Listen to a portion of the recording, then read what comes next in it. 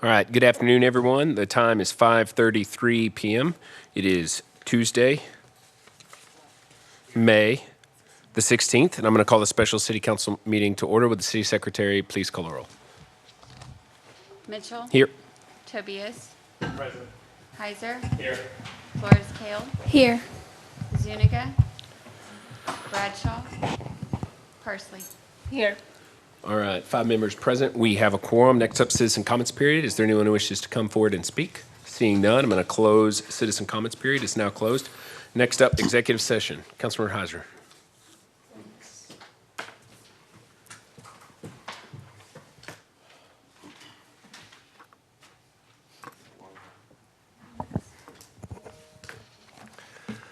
Pursuant to Chapter 551, Texas Government Code, the City Council reserves the right to convene into executive session from time to time as deemed necessary during this meeting. The City Council may convene into executive session pursuant to any lawful exception contained in Chapter 551 of the Texas Government Code, including any or all of the following topics: pending or completed litigation settlement agreement, or to seek the advice of city attorney and attorneys concerning legal issues pursuant to Section 551.071 Texas Government Code and Section 1.05 Texas Disciplinary Rules of Professional Conduct. Sunfield Municipal Utility District Number 4 petition for annexation, cause number 22-0873, the state of Texas. 1200 South Old Stagecoach Road, LLC versus City of Kyle, Texas, pending in the 207th Judicial District Court of Hays County, Texas. And cause number 19-1492, 1200 Old Stagecoach Road, LLC versus City of Kyle, Texas, pending in the 22nd Judicial District Court of Hays County, Texas. Possible purchase, exchange, lease, or value of real estate pursuant to Section 551.072 to deliberate the purchase of real estate or real property for public purpose, personnel matters pursuant to Section 551.074, convene into executive session pursuant to Section 551.087 Texas Government Code to deliberate regarding the Office of Economic Incentives to one or more business prospects that the city seeks to have locate, stay, or expand in or near the city.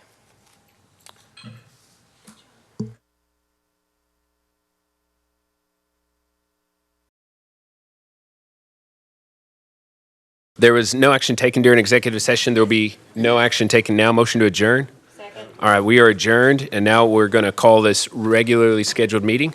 Good evening. The date is May 16th. It is Tuesday at 7:07 p.m., and I'm going to call this a regularly scheduled city council meeting to order. Would all please rise to the Pledge of Allegiance? I pledge allegiance to the flag of the United States of America and to the republic for which it stands, one nation, under God, indivisible, with liberty and justice for all. Would the city secretary please call the roll?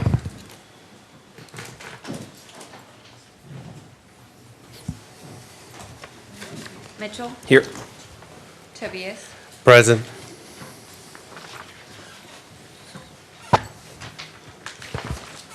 Heiser. Present. Flores Kale. Here. Zuniga. Present. Bradshaw. All right, all members present. We have a quorum. Next up is approval of the minutes. Mayor, I'd like to go ahead and make a motion to approve the minutes for City Council special meeting April 18th and also for the City Council meeting for May 2nd, 2023. Second. All right, it's been motioned by Mayor Pro Tem, seconded by Councilmember Flores Kale that we approve the minutes. Is there discussion on the motion? All those in favor say aye. Aye. All opposed. Motion carries 7-0. Next up is citizen comments period. At this time, we ask anyone in the audience who wishes to come forward and speak on any item to please do so. We ask that you limit your comments to 3 minutes and that you direct those comments to the mayor and council. I have 2 registered. First up, Julie Snyder.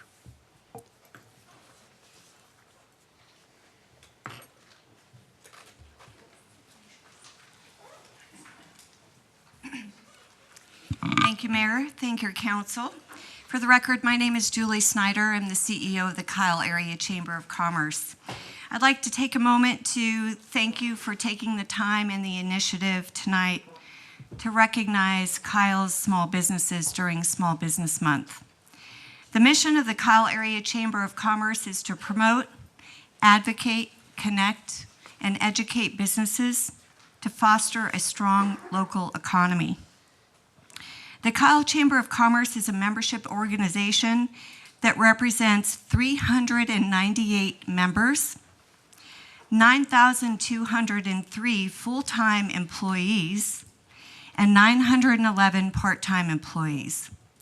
Out of our 398 members, 70% of them have 10 or less employees. 87% of them have 50 employees or less. Therefore, much of our programming is designed to assist small businesses. We work to accomplish our mission because we believe that thriving, prosperous businesses create a thriving, prosperous community. I would like those attending tonight to be honored with this proclamation to please stand. If you're a member of the chamber or operate or work for a small business, please stand. And stay standing.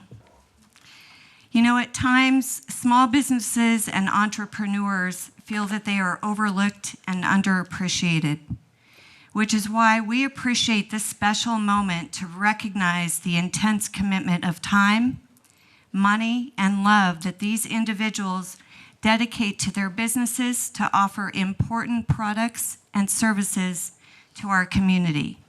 So on behalf of the Kyle Area Chamber of Commerce and our Board of Directors, I thank the council and each one of you that are here tonight for attending and for your contribution to Kyle. Happy Small Business Month. Thank you.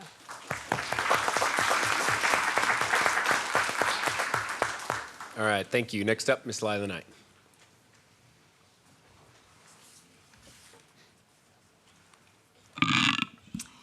Good evening. My name is Lila Knight, and I live here in Kyle, Texas. And I'm here again to speak on Quail Ridge. Beyond the obvious fact that the proposal by a developer in concert with the city to drive a new road through an existing neighborhood is rude, abhorrent, and an injustice to our citizens, I also have a few things that I'd like to know more about, although I know you can't address my concerns. In the past, the city has always made changes to our master transportation plan when planning new roads. Perhaps this one got by me, but I'm curious as to whether the master transportation plan has been amended, because as you know, those amendments take things like several public hearings. And I think it would be nice if that occurred, rather than our rights to such public hearings be just delegated to a private entity through a development agreement. Also, you know, a big problem here in Kyle is that you have never really addressed affordable housing. None of the apartments that have been constructed are truly affordable. And if you don't believe me, just go on their websites and look at what their rent is. I'm not certain what your vision of Kyle is. Sometimes I feel that you want it to be a more affluent community, like Plano or Frisco or Las Colinas. And when we're talking about a relocation plan for citizens who will be losing their private property, we are going to be pushing them out of this town. As you well know, manufactured housing is no longer allowed within the city of Kyle unless it's within a manufactured home park or subdivision. So these displaced citizens will have to move somewhere else. And I hope that this is not a trend that you plan on continuing to pursue, to push those with lesser economic power totally out of the city. Thank you. Thank you. That is all of the comments forms that I have in front of me. Is there anyone else who wishes to come forward and speak?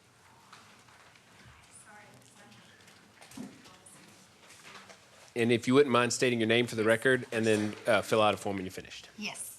Right over there. Okay. Hi, I'm Lauren Foy. I am the president of PALS, Pet Preventative of Central Texas. I am actually here because you guys are deciding your second final decision on agenda item 12, which is the allocated funding for free spay and neuter vouchers for the city of Kyle. Just under the agenda item, we still have it listed as for Emancipet as receiving that funding.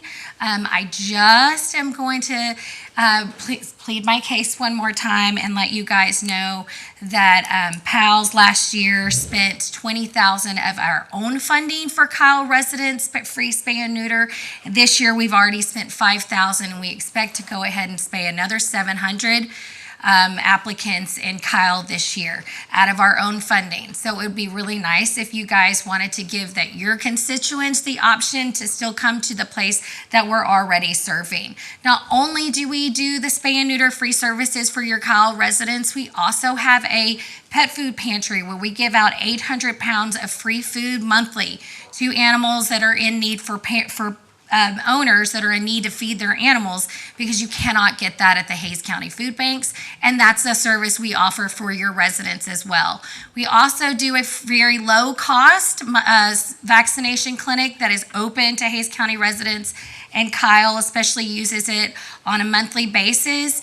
I just also want to recognize that last year I came to Kyle and we did free microchipping pop-ups in your community, and so we're here and invested in helping your animals and the owners that have them in Kyle. And we just really want to press on you guys that if you are going to fund the $22,000 for vouchers, that you consider PALS for Kyle. And if you have some issues about wanting people to have options in Austin, I would like for you to look at the wait list compared to our wait list to Emancipets, which is very clearly stated on their website and ours, and I've also emailed you that information. Clearly, we have a third of the wait list that they have currently. And if you want to leave Emancipet on it, I just hope that you put on your vouchers that you give your constituents the option to come to PALS so that they can either redeem it if they want to go to Austin or they want to redeem it at PALS. We'd be open to sharing that because we're already going to do it. It would be nice if you wanted to invest that money back into the Hays County and not Travis, into the community service nonprofit that already represents you guys now. Thank you. That's it. Does anybody have any questions? I sent a bunch of emails and I wasn't quite sure if anybody had any questions. Well, we can't ask That's questions right. during No citizen problem. comments. Okay. Okay, thank you though. Well, we will take the item up.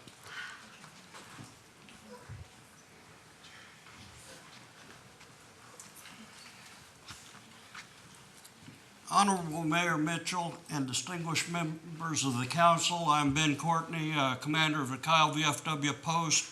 I'd like to inform you all that our grand opening on 20 May has been postponed due to inclement weather, but we do want to extend our appreciation for the use of the building that you're graciously providing for us. I also want to mention that the memorial service on Memorial Day at 10 a.m. at Memorial Park will be the VFW in conjunction with the city is still scheduled. Thank you. Thank you. Is there anyone else who wishes to come forward?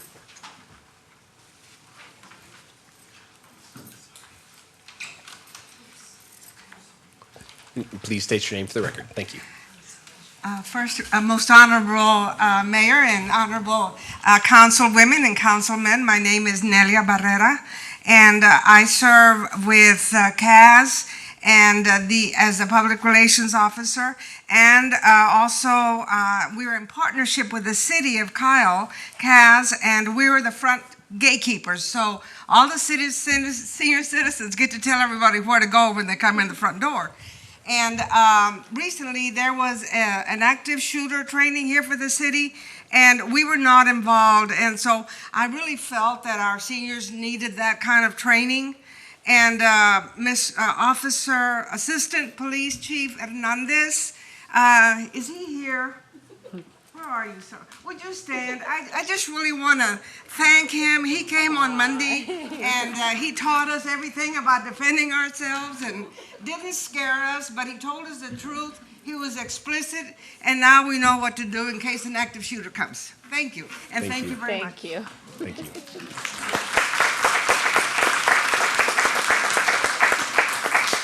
All right, is there anyone else who wishes to come forward? I'll actually add to that. I missed the training as well, but Mr.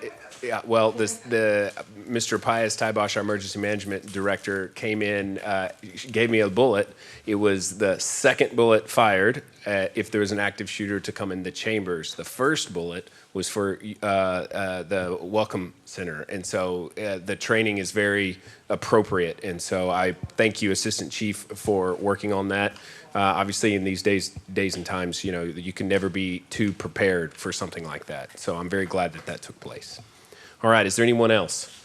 All right, I'm going to close citizen comments period. It is now closed. Next up is agenda order. Does anybody have any items that they wish to move? Mayor Pro Tem. If we can, could we move up item number 34, please? 34. All right, let's move up 34. Is there any other items? South Lake Ranch. Yep. All right, seeing none, we're going to move forward. I'm going to retract number 36. Okay. Next up, presentation, Small Business Month Proclamation. Councilmember Heiser.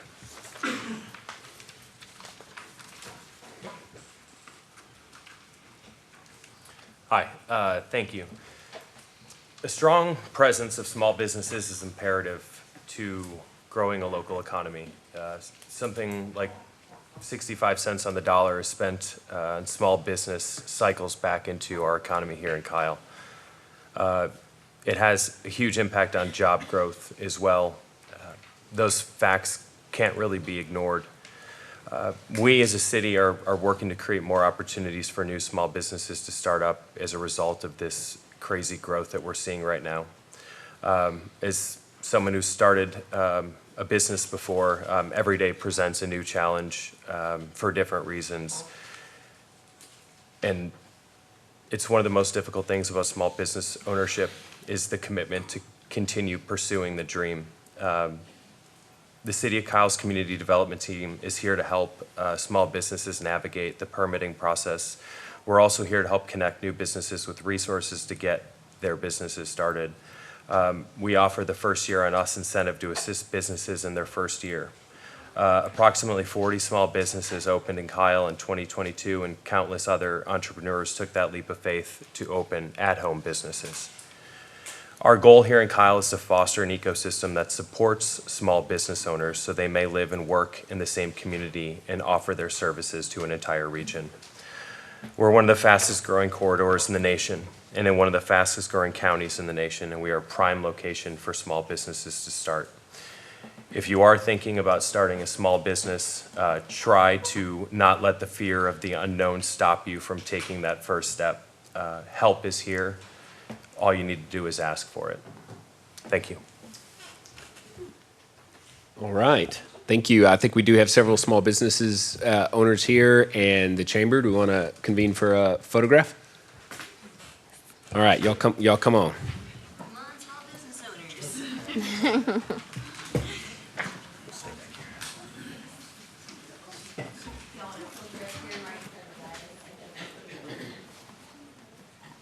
Standing back there, there's a lot of people. What are you doing? Creating amazing chairs for me to try to get around? I mean, it's just tower over. It'll be like this. So you guys see that idea? I'm not sure. If you what? Huh? Say cheese. We're adding housing. Yes. We should have done it the first time. Yeah. me, that means I can see you. If you can't see me, that means your face is hidden. All right, on the count of 3. 1, 2, 3. Thank you so much.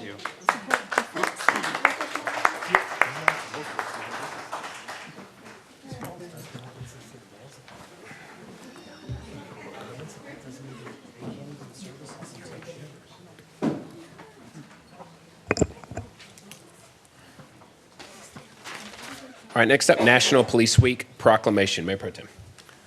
Thank you, Mayor. This is one I have a huge honor to do for 2 years now. So National Police Week is May 14th through May 20th, 2023. National Police Week honors law enforcement who give so much to keep their communities safe and pays homage to those who gave their lives in the line of duty.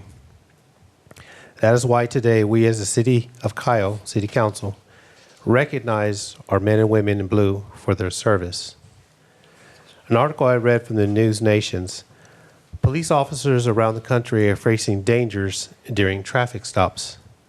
According to the FBI, half of 118 officers were killed in the line of duty in 2022 in accidents. The majority of them were in traffic.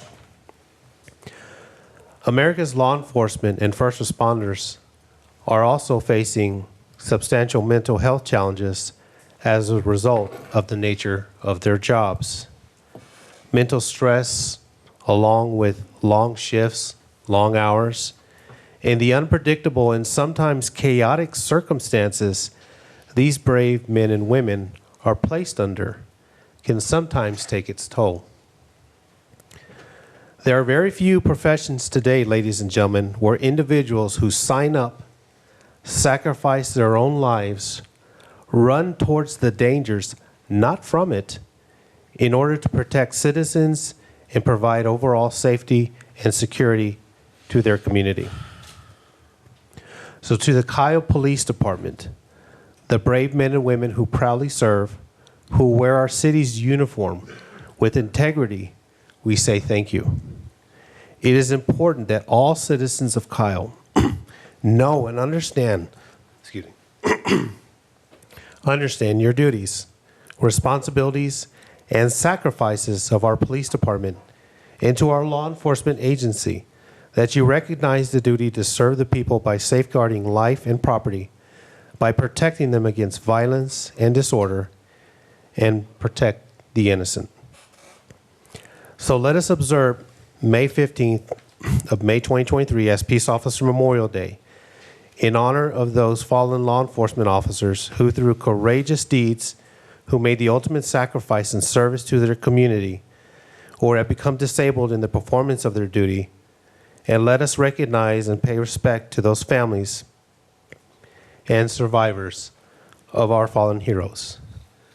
So, Mayor, before I read my proclamation, if I could just have just a moment of silence in honor of those officers that we lost this past year.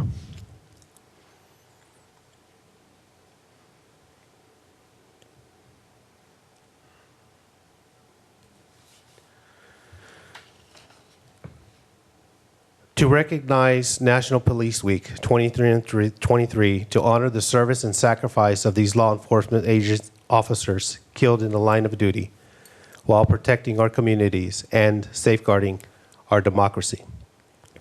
Whereas there are more than 800,000 law enforcement officers serving in the communities across the United States, including the dedicated members of the Kyle Police Department.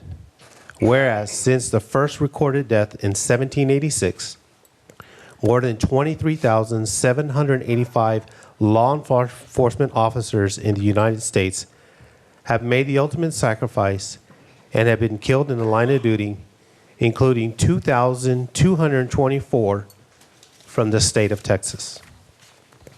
Whereas the names of the dedicated public servants are engraved on the walls of the National Law Enforcement Officers Memorial in D.C.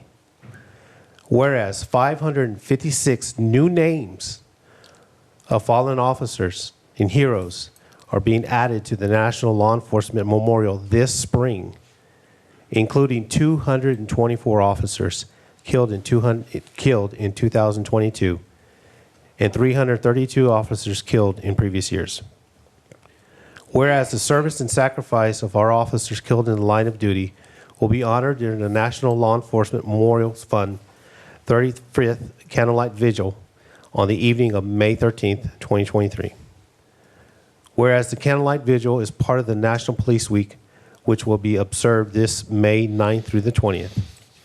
And whereas May 15th is designated as Peace Officer Memorial Day in honor of all the fallen officers and their families, and U.S. flags shall be flown at half-mast staff.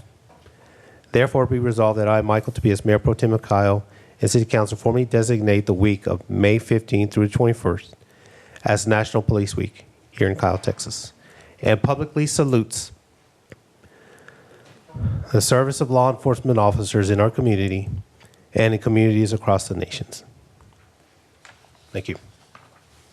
All right, thank you, Mayor Pro Tem. If there's anybody would like to add, Does anybody want to add any comments? You want to bring the officers up for a yes. photograph? I'd like to bring our officers from the Kyle Police Department for a photograph. If anybody in the audience would like to join us, we'd really appreciate it. Can I say something real quick? I just. I was leading a thought. So I just want to say something real fast. I did Citizens Police Academy this past fall into the holiday season, and I just want to recommend to anyone here who has yet to take the course. It's fantastic. You learn so much about KPD, and I'm so grateful for the opportunity that they created to allow us to get to know the department better and those who serve it. So thank you. Yeah, I'd like that. Also, thank you, Mayor Pro Tem, for bringing that proclamation. And to all the City of Kyle Police Department, thank you for your service, officers, and for your professionalism, and to all our officers throughout the country for protecting our families and communities. Great job. How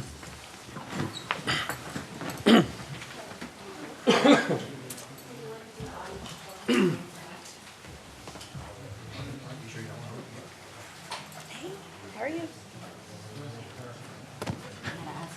If you were down here, No, this one's here. No, this one's here. if you fight to get something like plastic balls, you know, just fight each other. I'm pretty tempted. I think I could take you. There we go. All right. Ready?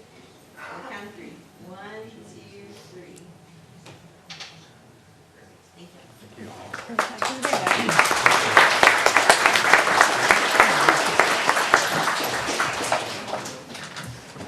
Oh, that might be her chair. It's not mine. On the right side. Okay, next up is Memorial Day Proclamation. Councilmember Parsley. Thank you. I feel like a very lucky spouse to have a veteran husband that came back in one piece from 3 tours and different in the war. So it is an honor for me to bring this proclamation forward, honoring the men and women who died while serving in the U.S. military. So whereas since our nation's founding, American sons and daughters have given their lives in service to our country, from Conqueror and Gettysburg to Maine and Normandy, from Incan and Baghdad and Kandahar. They departed our world as heroes and gave their lives for a cause greater than themselves. Whereas we pay tribute to those who have paid the ultimate price to defend the United States and the principles upon which America was founded for Memorial Day and D-Day. Whereas today, Americans from all backgrounds and corners of our country serve with valor, courage, and distinction in the United States Armed Forces.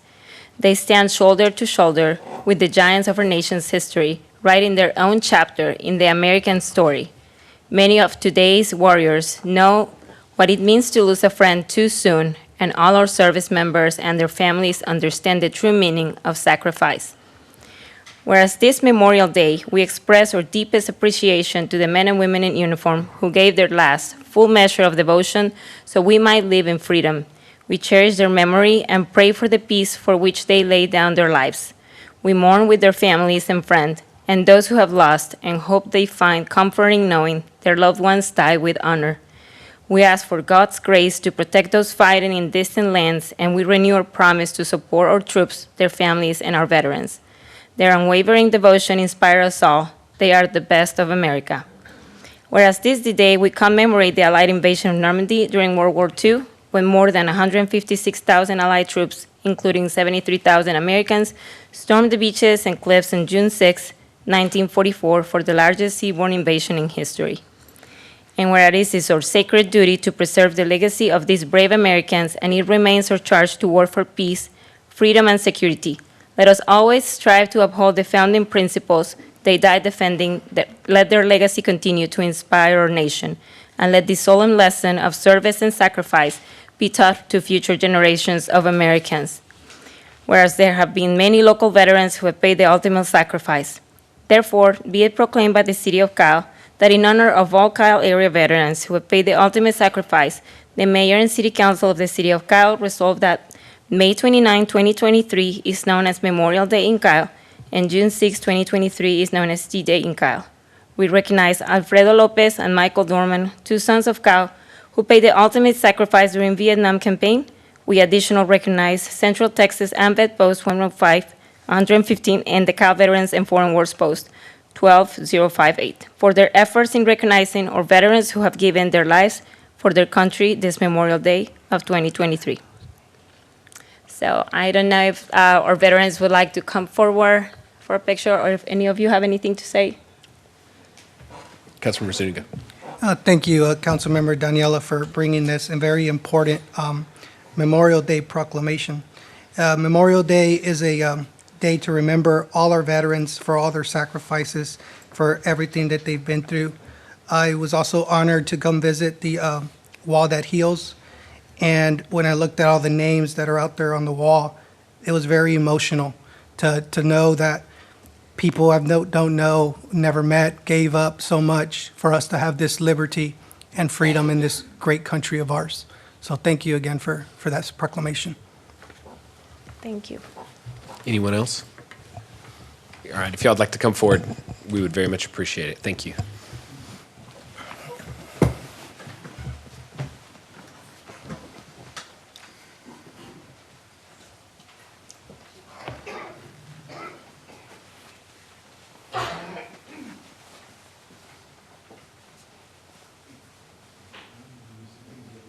We have those kitchens a little bit on the side to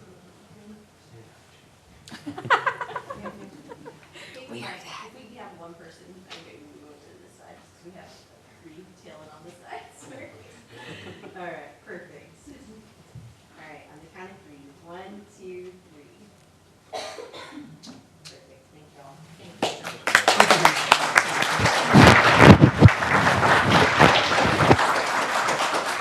Don't let them talk to that, Denise.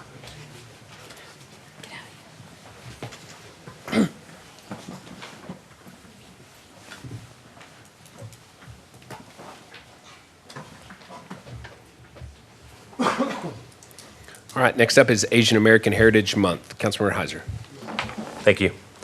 The month of May is significant and was selected as it commemorates the first immigration by the Japanese in 1843, as well as the completion of the Transcontinental Railroad in 1869, where most of the workers were Chinese immigrants. The city of Kyle acknowledges these past wrongdoings on the Asian American people and urges its citizens to practice inclusivity through celebrating the contributions of its Asian Pacific American community by honoring their history, their people, and their culture. Therefore, be it proclaimed by the City of Kyle that the month of May 2023 should be celebrated as Asian Pacific American Heritage Month. And one other thing I would just like to let everybody know is next week on the 23rd of May, there will be a celebration of Asian American and Pacific Islander Heritage Month at the Public Library at 6 p.m. There will be movies for the kids, activities and refreshments for the whole family. So that is Tuesday evening. Thank you. All right, thank you. Does anybody have any comments? Do we have anyone here for a photograph? Do you want to do a photo? Is there anyone here for that? I don't. You don't have Okay. We're going to have to go around for this one. Go down? Yeah, we'll go.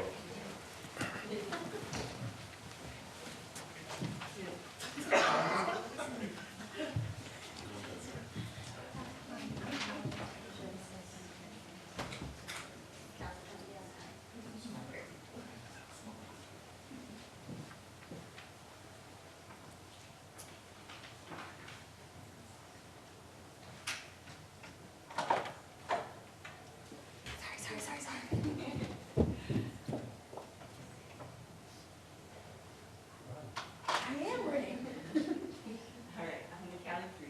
1, 2, 3. Perfect, thank you.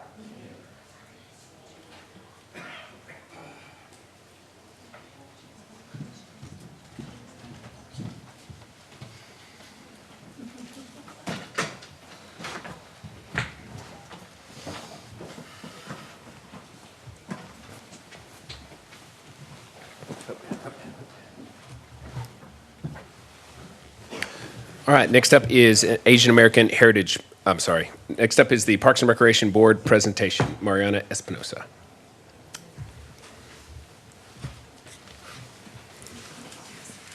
Mayor and Council, Mariana Espinoza, Parks and Recreation Director. I'm going to be turning it over to our Park Board Chair, Amanda Stark. Board Chair Stark is 4 months away from completing 6 years of service on the Park Board, and she will be giving you all the presentation tonight. Good evening, Mayor and Council. Amanda Stark, Parks and Recreation Board Chair. I want to thank you first for giving us the opportunity to tell you a little bit about us and what we do on the Parks Board. I am the chair of the board. As Mariana said, I have been on the board for, this is my 3rd term, so almost 6 years.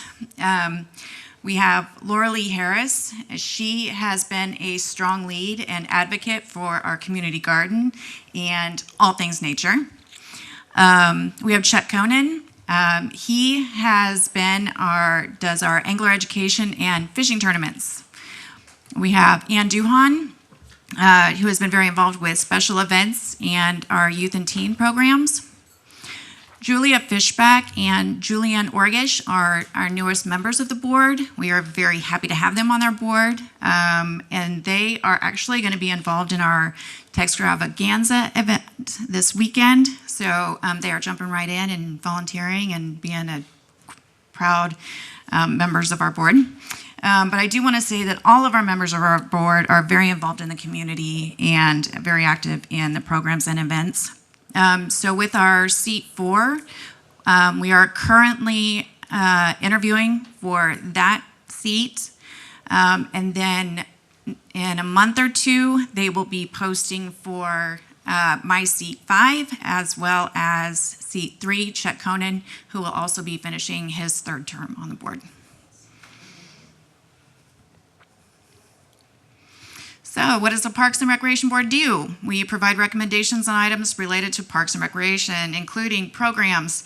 So we do programs like special needs dance. We do movies in the park. Kayak, the Kyle Area Youth Advisory Council, which they are actually accepting applications right now, and we're hoping we get a lot of interest in that because they're a really great group. We do special events. So the Wall That Heals, we had some input in that. We volunteered for that. Parades, Easter, so we get to have a little bit of input on whether the helicopter is going to drop the eggs or if we're going to pick them up off the ground. So how they're going to be delivered. And of course, Santa every Christmas. I think that is my favorite event all year, no matter what happens. The Wall That Heals, though, I don't know. That one was pretty great. Parkland dedication, we discuss in our recommendations as to what could possibly happen with Parkland before it comes to council, park improvements, park projects. So we have the Heroes Memorial that was just recently finished not too long ago, upcoming Levied Day.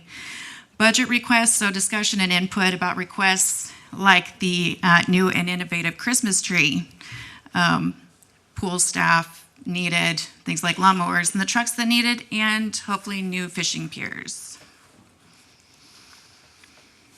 Park projects that we recently provided recommendation on before going to the City Council for final approval. So we had the inclusive playground discussions about what need to go in those playgrounds, what would be best, which to include, which parks to go at, what kind of playground or what kind of equipment, what kind of base would be best. So we have some input on those things. Kyle, pool, the improvements in the pool, the skate park, the splash pads, 3 splash pads in Kyle, to include 1 on the east side, which is super exciting. Super excited to have them all over, but especially on the east side. Establishing the Trails Committee, Community Gardens Committee, and then the community gardens themselves. So with those committees, we are actually recruiting members for those committees. So a lot going on there. Okay, projects that we'll provide recommendation on before going to the City Council for final approval in the upcoming months. So staff posts RFPs and RFQs, then brings it to us at the Parks Board.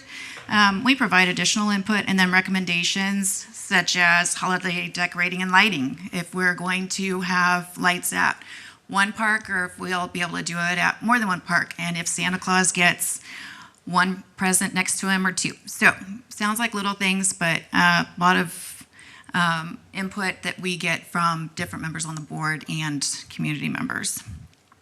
Things like aeration at Cool Springs, important things. And then park restrooms. Park restrooms have been a huge thing. I get a little excited about being able to put a fish on the side of a restroom at Lake Cowell. So different things like that. New tables and chairs at Krug Activity Center, ball field improvements, which there are a lot of improvements that need to be done there.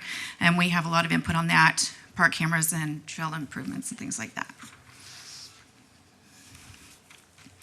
So then more recommendations are, like I said, park improvements such as trash cans, signage that gets knocked down, broken, things that are just broken and need to be painted. A lot of times we have a lot of basketball courts that the baskets get broken, so we have a lot of recommendations on those.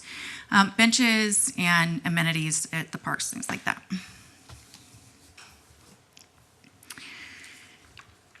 So upcoming special events, the next and upcoming is the Kyle Fair Textravaganza. All of the events that are listed here, we have had some sort of input, discussion, and recommendation on. We look forward to continuing our work with city staff and the community, and we're excited to see the future of our collaborative, innovative, and inclusive parks and trails. Thank you. All right, thank you, Amanda. Does anybody have any questions or comments for Ms. Stark? Mayor Pro Tem. Thank you.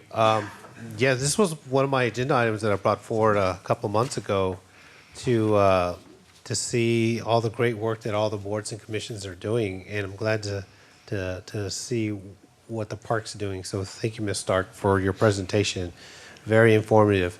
And this could also be a recruiting tool as well. So people out there that are wanting to apply for the Parks Department or the commission's boards, we know exactly what you guys are doing. So I wanted to say thank you for the update. And it's good to see what some decisions and ideas that you're bringing forward to the Parks Department that eventually come to us. So it's good to see that foundation and that grassroots that you guys are doing to bring to us. So thank you very much. I appreciate it. Thank you. Councilor Heiser. In regards to kayak, if we don't fill the full number of spots, are we still able to implement the program? So we can still have a teen volunteer program. Now, whether or not it's named Kyle, I'd have to check with charter and see how it was established. Okay. But we could definitely have some kind of teen volunteer program. Okay, cool. Thank you. Yeah, Councilor Florescale.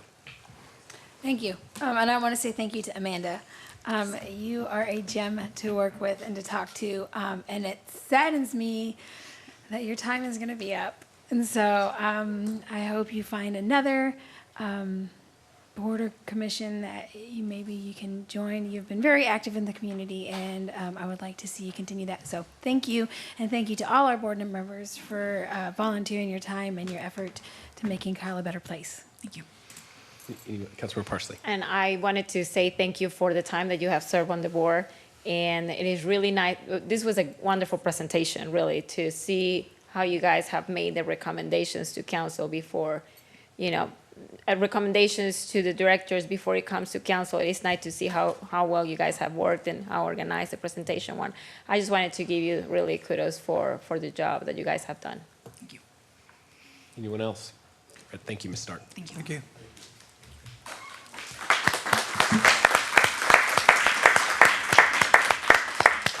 All right, next up is agenda item number 9, presentation of 2022 Road Bond Program update. Mr. Cantalupo.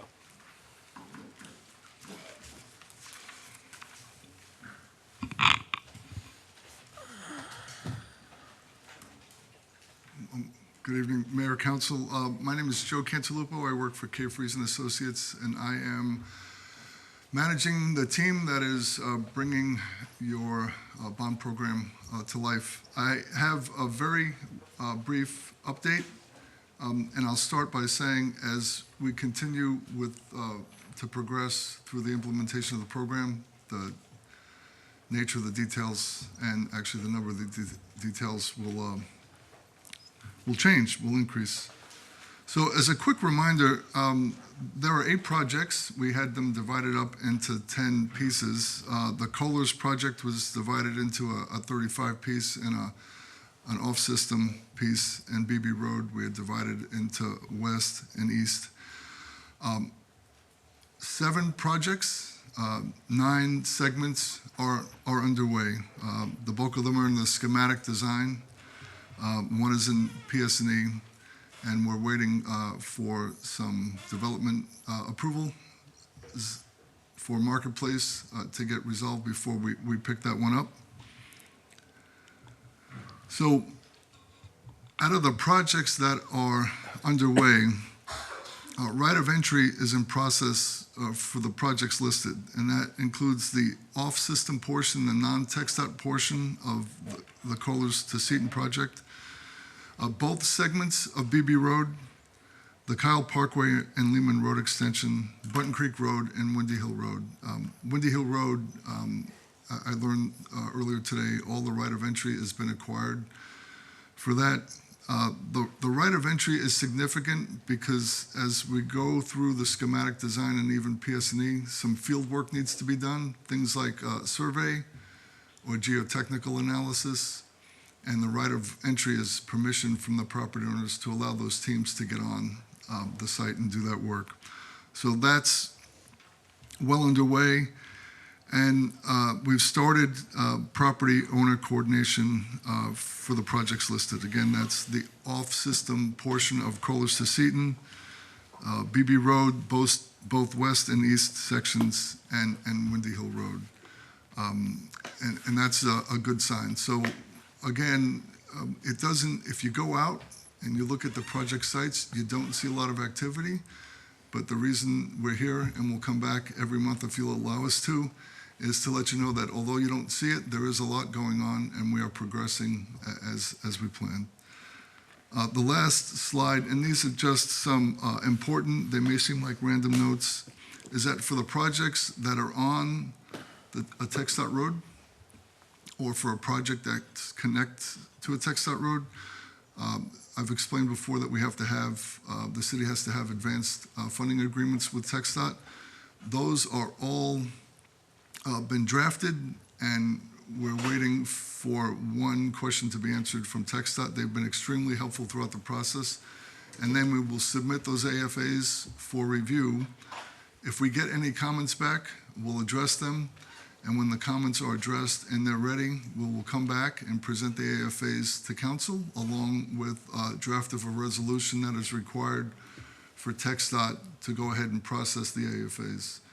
And as a reminder, those AFAs allow TxDOT to be engaged, which means they'll review the plans for the roads that are on their system, and it allows them to engage where a project needs to simply connect to their system. But they need those AFAs in order to engage formally with the projects. We've just updated a cash flow analysis to help with the budgeting that you folks will, I guess, undertake or start very soon. And in terms of outreach, the note says we're updating the website, but as of later this afternoon, the website is up and running. We've addressed most of the comments, many of the comments we received, and we'll be back. Every time we make a change or we update, a part of our monthly reporting will be just to reply or to let council know this is what we added, this is what we changed. But it's up and running. We will probably work with Rachel to let it just sort of naturally get out for a couple of days. Although it's been tested several times, we want to make sure it works okay, and then we'll probably reach out and see if maybe the city wants to make a more formal announcement that the website is up and running. And the last item I have is that there's going to be, we're planning again with city staff, a community-wide town hall at City Hall on June 28th. And that is when we'll just update the community on, it'll be a come and go as you please sort of event, and we'll just update folks on, again, what the projects are, what the schedules are, and what the progress is. And so that's it for the update. I'm happy to answer any questions. Do you have any sense or estimate as to when you think the AFAs with TxDOT will be before the dice? No, Mayor, I don't. We really don't know how long it takes them to review it. What I can tell you is that we've coordinated with them closely. If we had a question we asked, they've been very good in responding, and what we're hoping is that will cut down the time they need to review. I'll also tell you that it hasn't prevented them, from engaging, with us, giving some informal advice. Again, they've answered every question we've had, and we're able to get information from them. This is just sort of papering up their involvement, for lack of a better phrase. Okay. Does anybody have any? Mayor Pro Tem. Okay, two things. Thank you for the presentation. So we've already had this discussion in the last meeting about contacting property owners. So it looks like we're already starting to do that on specific projects now.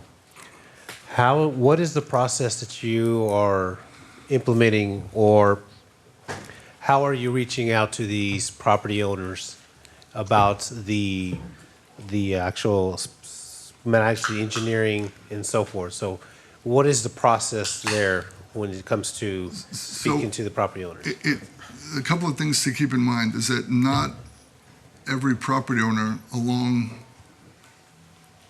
a project route might be contacted at this point. It's only the property owners that we need access to, right? Okay. That's if we're expecting, for example, right-of-way needed. So you could be along a roadway but not be contacted because we're not anticipating right-of-way. The other thing to keep in mind at this stage, some of the projects are able to do things from information that they already have. So, for example, if there's good right-of-way information, we could advance the schematic design without having to get on a lot of properties. But at this stage, for the property owners where we need a bigger presence, right, we need to get on site, they get a right of entry letter. That's a pretty prescribed process. We describe the project, they get to look at their parcel, and then they get to tell us if they have any special conditions. And it could be anything from, I'm only home Tuesdays and Thursdays, you have to come Tuesday and Thursday. Okay. Or I have dogs, please give me 2 hours notice so I can put the dogs up. Or we've gotten requests for proof of insurance, right? So they're not held liable if one of the contractors gets hurt. Okay. Now, this is not substituting for property owner contact and outreach as we have something to show people. Yes. This is just so we can advance the studies needed so we can get to the point to show people draft designs. Okay. Have you got any pushback from any residents that you know of just right off the bat? No, Or are they nothing. pretty well informed that roads are going to be coming in their area, and they're welcomed in a sense to where they understand that, you know, they may need to be on the, you need to be on their property, or contractors, As far as I know today, that communication line. no one has said no. We have had a couple of, people calling up with questions. Can I ask for this thing? Like, you only come out on a Tuesday or Thursday. We had one or two property owners make sure that they were held harmless, through like a certificate of insurance, right? But no one's said no. And if they do say, no, I don't want to do this, would probably we'll reach out to staff and ask if maybe, someone on staff has a relationship with that particular property owner. Okay. We also have a couple of folks that are slow in responding, and we'll also work with staff to see if they have a relationship, to make sure they got the letter, to see if they have any questions. But no one's been upset as far as I know. Okay, great. And my last question would be, is when we had our first town hall meeting, and we had it like a forum, where we had Mayor Mitchell and we also had Mr. Barton up there, I think that was very successful, because we were able to talk in real time about the project, of what it would consist of. And I think if we have a second one, I think having that kind of a format or that kind of venue setting would draw even more interest, because we're doing it in phases, right? And we can be able to do the online questions. Like if we have a resident that wants to send in a question while we're doing that, if they're not able to make the in-person town hall, that we can continue that kind of concept of in-person, real-time conversations, and let everybody know, okay, the bond was passed, this is where we're at on the first phases, here are the roads that we're working on, and if you have specific project managers working on those roads, they can also give a little bit of input of where they're at in stages. That way residents who are west of Kyle, east Kyle, or if they're on BB, or if they're on Kohlers, they can have an idea of, okay, that's where it's going to be coming down in my path, in my part of town, and we can keep that dialogue going on that end. So that would be a recommendation that I would like to see continued, if you don't mind. We're planning, and we exchanged, staff suggested to us, I think it was today or yesterday, that we have a planning session to make sure that we're all on the same page with regard to what that workshop will look like. I would just add that, we're still early in the process, right? So this is, in a way, is another kickoff to let everyone know, like, what projects are and that they've been started. Those conversations, a live sort of event, we'll have to figure out whether or not that makes sense now or maybe the next meeting.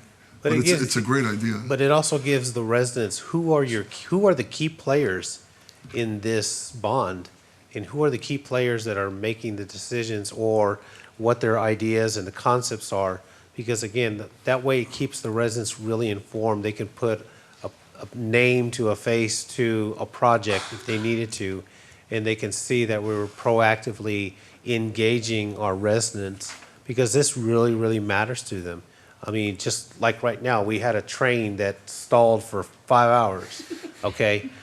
Would it be nice to be able to have alternate routes to go throughout the city, and to have those roads available? And it's just being able to get in that concept to where we can be able to let our residents know. Yeah, thank you. I yield. Thank you, sir. Any other questions or comments? All right, thank you, Joe. You're very Appreciate it welcome. very Thank much. you. Have a good evening. All right, next up, City Manager's report, Mr. Hendrix. Mayor Council, for the record, Jerry Hendrix, Interim City Manager. First up on my report is Mariana Espinoza, Parks Director.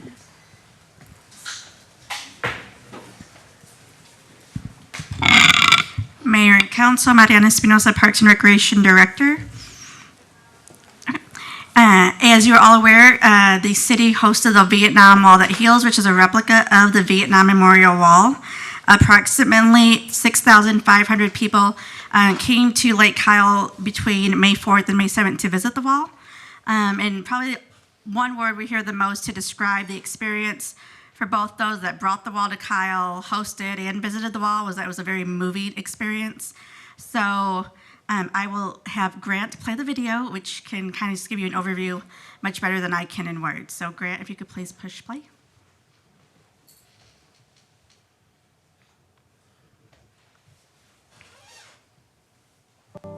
Many of my friends are on this wall. Now, I know you all have family, but you will never know what family is like until you've served next to a brother for life. Before you leave today, shake the hand of those brothers and sisters. This is a very pleasing and healing time. And to this day, when I see the American flag waving, especially in a parade, I get goosebumps. The point is that every single man and woman that committed their life to that service did it because they loved and respected their country. But it is a joyous time for those that served because they are brothers. When the brave warriors came home, many of whom are here with us today, they received neither a hero's welcome nor the appreciation for their service that they deserved. As a result, the 3 million or so veterans who served in Vietnam did not receive the type of welcome home that veterans from other wars received. With this wall, the one in Washington, this replica mobile wall here, America finally said welcome home to all of the veterans. When you see your image reflected back from you with the name of a loved one or friend inscribed over your image, it's got to touch your heart. It just does. It's an important thing. And for those of you who have not had an opportunity to go to Washington to see the wall or can't get there, this is the country's effort to bring the wall to you. And it's really something that's should be greatly appreciated, and I'm so proud and glad that it's here in Kyle. There are 58,281 names of the men and women who gave their lives for our country and freedom around the world, and also in that number is a number that are still missing in action. And we'll never stop looking for them. On the wall, it does not designate service or rank of any kind. No one's service or sacrifice is more important than anyone's else. They are the names of the individuals, and that's all. In fact, there are 161 names of Medal of Honor winners on that wall. They're not designated, they're just some of the troops that we lost. They're all important to us, and so I think the wall is extremely well designed, and that's why it's earned the reputation of the wall that heals. One of the reasons, it's really well done. The average age of the name on this wall is 20. The most often age, the age of 33,000 plus of the 58,000 names on this wall is 18. 33,000 plus are 18 years of age or younger. I know I was 18 when I signed up, but I volunteered to serve with many of my friends whose names are on this wall. The Air Force had other things for me to do, and I did everything I could to support those troops, but God bless them all. I served with everyone on this wall, and God bless them, God bless you for being here, and God bless America. Thank you.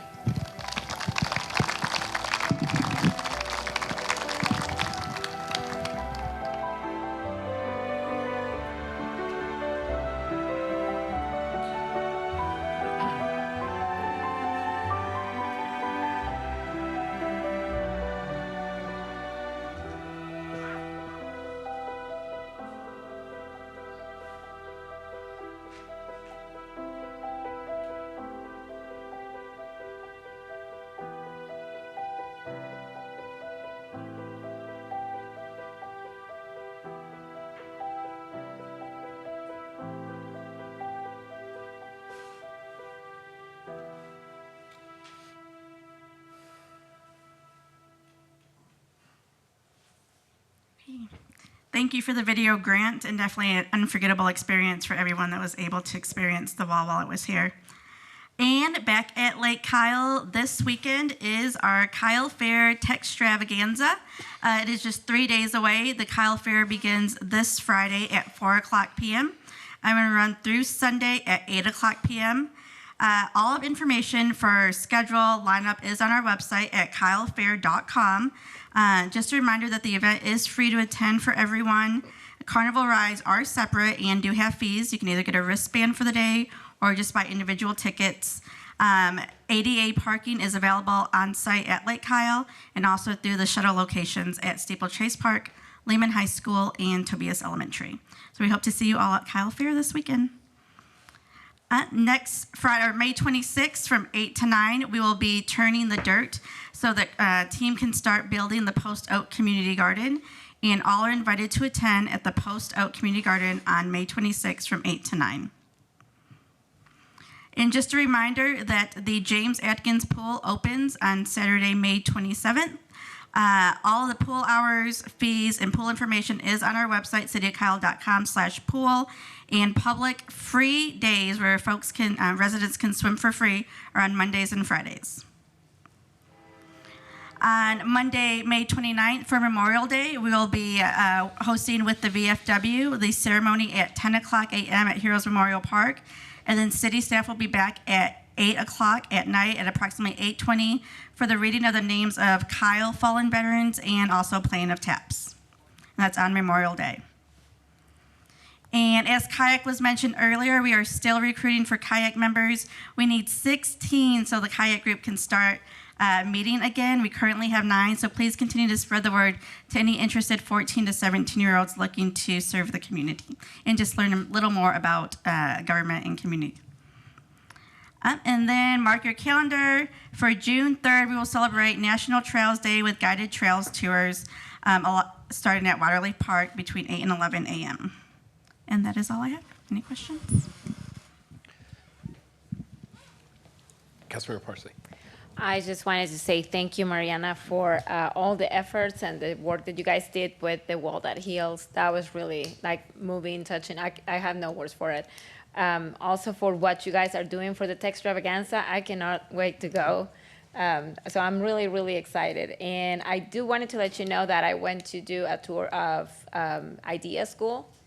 And I talked to them about kayak, and they have a couple of students that were super interested. So I may try to connect the person that I was talking to and the students to see if they want to come and join. That'd be great. Thank you. Yes. All right, thank you. Thank you, Mariana. Next is Colleen Tierney, our library director.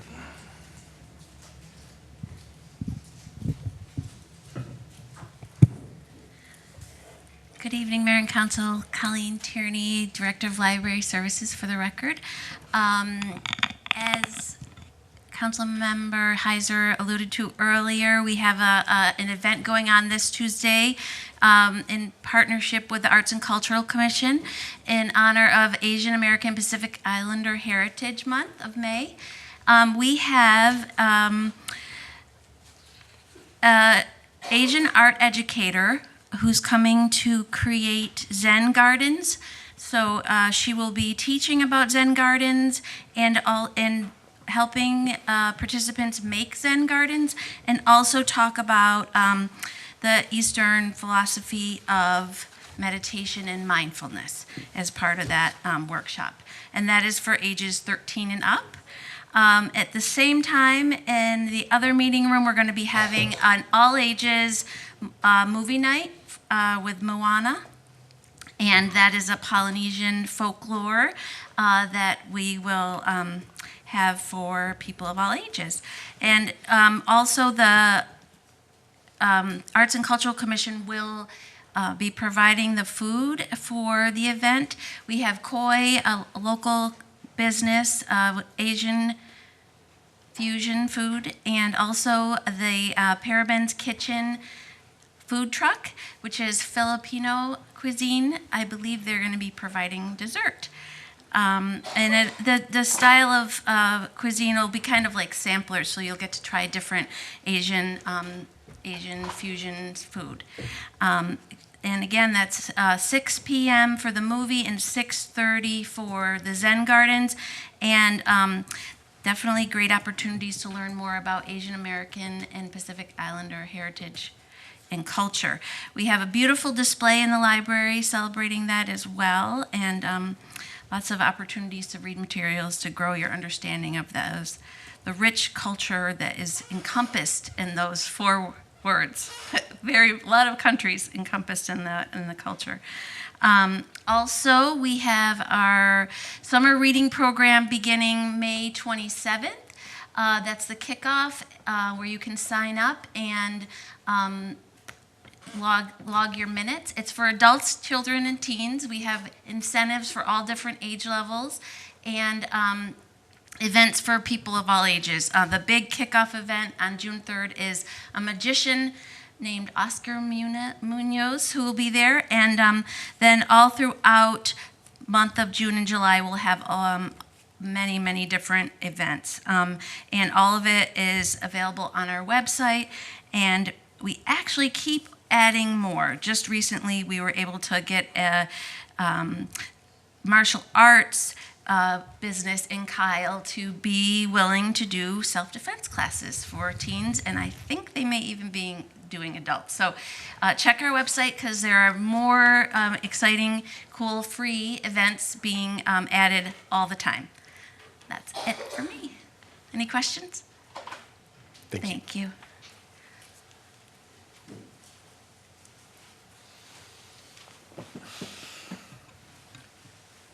Mayor, Council, for the record, Jerry Hendrix, Interim City Manager. First, I'd like to talk to you again about our first meeting in July, which is, if it's on the first Tuesday, would be July 4th. We talked at the last meeting about moving that. We did send out a poll to council members. 4 of you indicated that Wednesday, July 5th would be the day you'd prefer, and 2 of you indicated that Thursday, July 6th. So if there's consensus moving forward, we'll move that date or keep it where it is.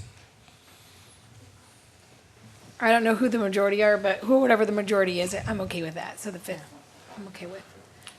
I'd prefer the 6th if it's okay. If there's no conflict with anyone else. I'm flying back to town on the 5th in the morning, but I can do either, but the 6th would be preferable. I'm okay with the 6th. 6th it is? 6th it is. I'd like to congratulate Madeline Hudson, better known as Maddie, to those that have known her for the 5.5 years that she's been here. She started off with Public Works, moved up into the permits section, and has done an outstanding job, and she's recently been promoted to Building Permits Program Supervisor. We're looking forward to the additional leadership. It's just another example of how we're building upward mobility within our departments so that good people can move up and bring up other people around them to further their career. So congratulations to Maddie. Looking forward to great things from her.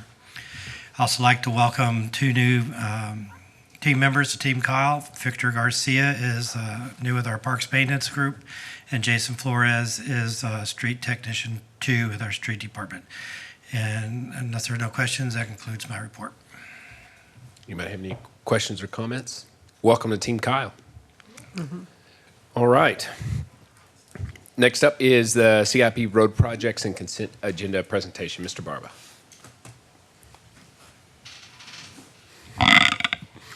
Good evening, Mayor and Council. Leon Barba, City Engineer.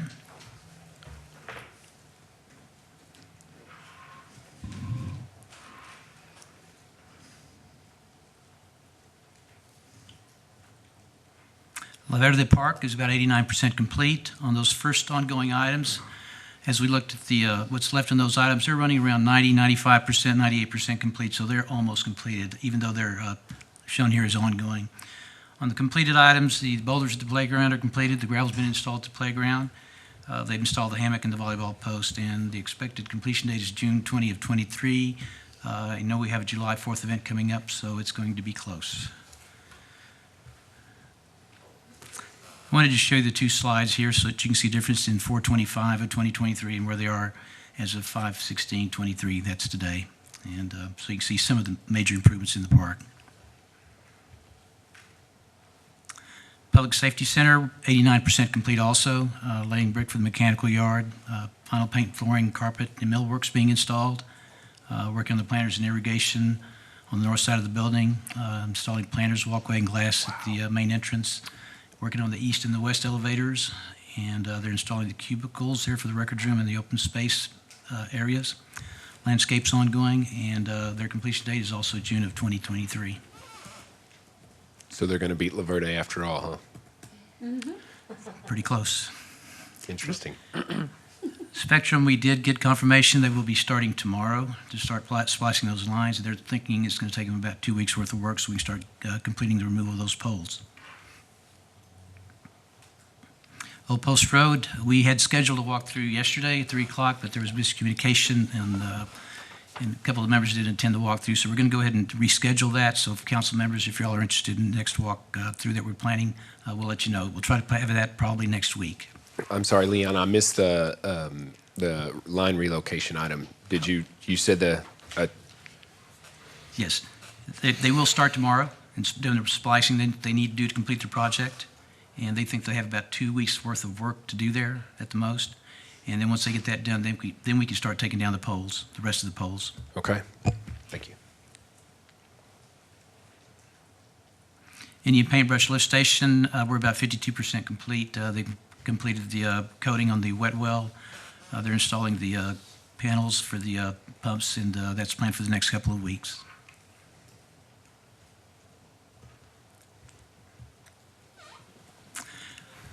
Speaking of the Union Pacific, I think we had a quiet zone most of the afternoon. It wasn't really planned, but what I wanted to do was just give you an update where we are in the quiet zone. Had some good news, so I just kind of wanted to pass that on. What you see there is what we presented back to council back on December 15th of last year. And the arrows are pointing out what's been done, what's been completed, or what's still in progress. If you look at phase 1, we're complete. That's done. We're working on phase 2. Item 1 and 2, we're working on Center and South Street. Those are the last 2 roads that we need to do the construction for the quiet zone. The contractor is Aaron Construction. The contract's been awarded. They plan to start hopefully at the beginning of June. All the paperwork that we needed from Union Pacific's been, we've gotten all that information. We've taken care of all the training that's required for that. So hopefully beginning of June we'll start the construction on that. We're expecting about 60 to 90 day construction period on that project. As you can see, step 3 and phase 2 is completed. On step 4 and 5, they're still in progress, so we're trying to wrap those items up.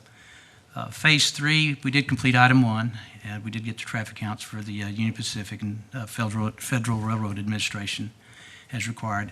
And once we complete the construction, then we're going to step into phase 3 and do what we call one of the important things that we need to do is to tell them we're done, we're finished.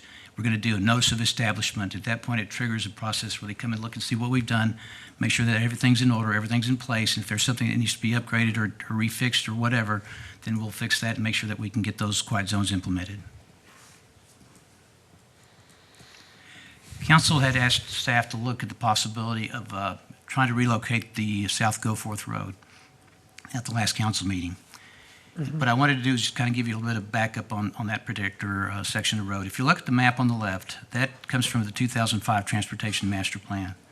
NLR 13 is that what's now called South Goforth Road. NL 13 NLR stands for no new lane roadway. That's all it stands for. Nothing spectacular, but it is a new lane roadway that was planned back in 2005 Master Plan. Just to remind council, these lines that we have on these maps, they're just a line on the map. Where they land or where they end up is up to the developers, up to council, and where they finally end up. So in this particular case, it didn't say whether it would be on the city part or where the San Marcos side. It just showed a line through that particular area. The 2015 Transportation Master Plan, it stayed the same, didn't change.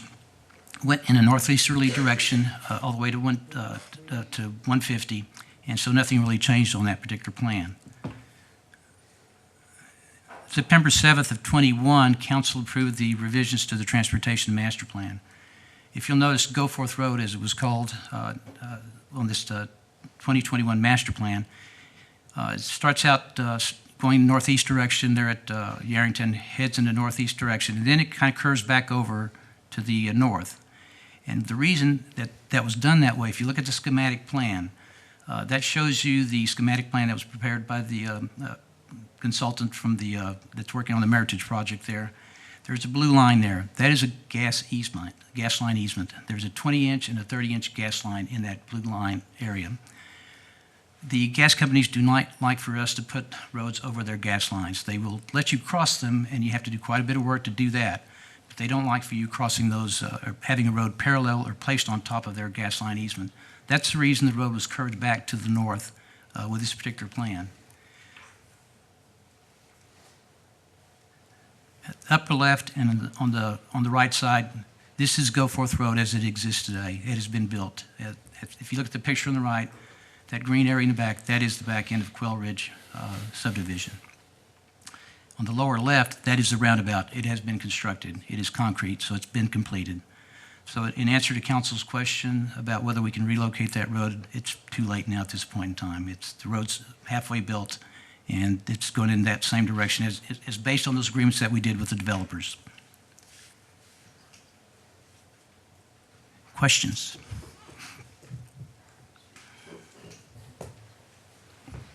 Can I look at that road again? How wide is it? Does it have the sidewalks?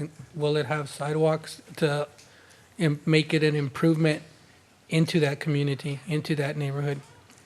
Sidewalks are planned on the section that you see there by the blue line. There's also a Vibe that's going to be going in there. One thing they will let us do on that easement is they'll let us at least put a trail there, so that's the plan. So there will be a Vibe on the east side where that blue line is. But the rest of the road is 48 feet of pavement.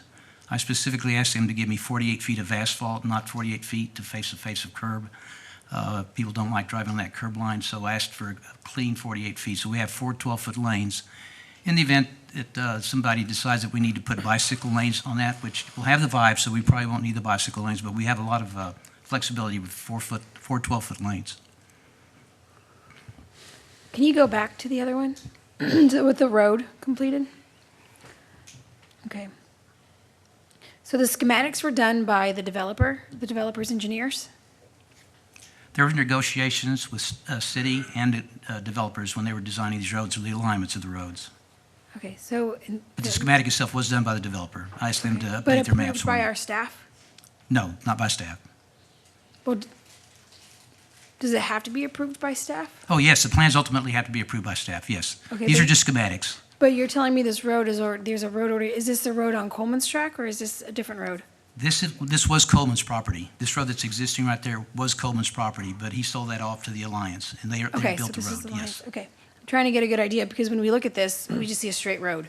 Yeah, And if you so look at it's- the upper left, you can see that dark line. That's the road itself there. Okay, and so, oh.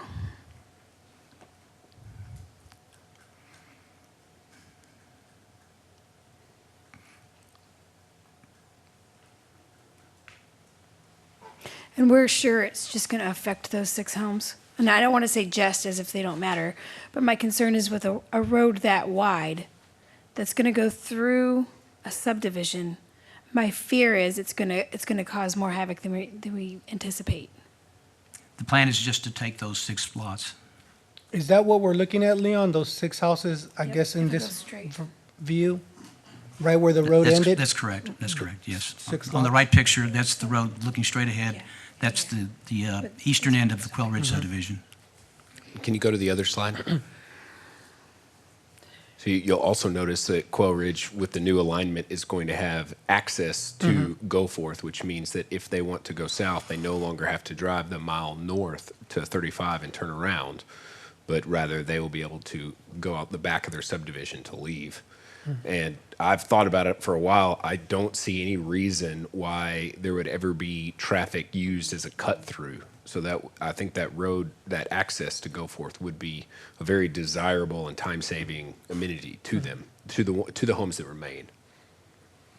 To the new development.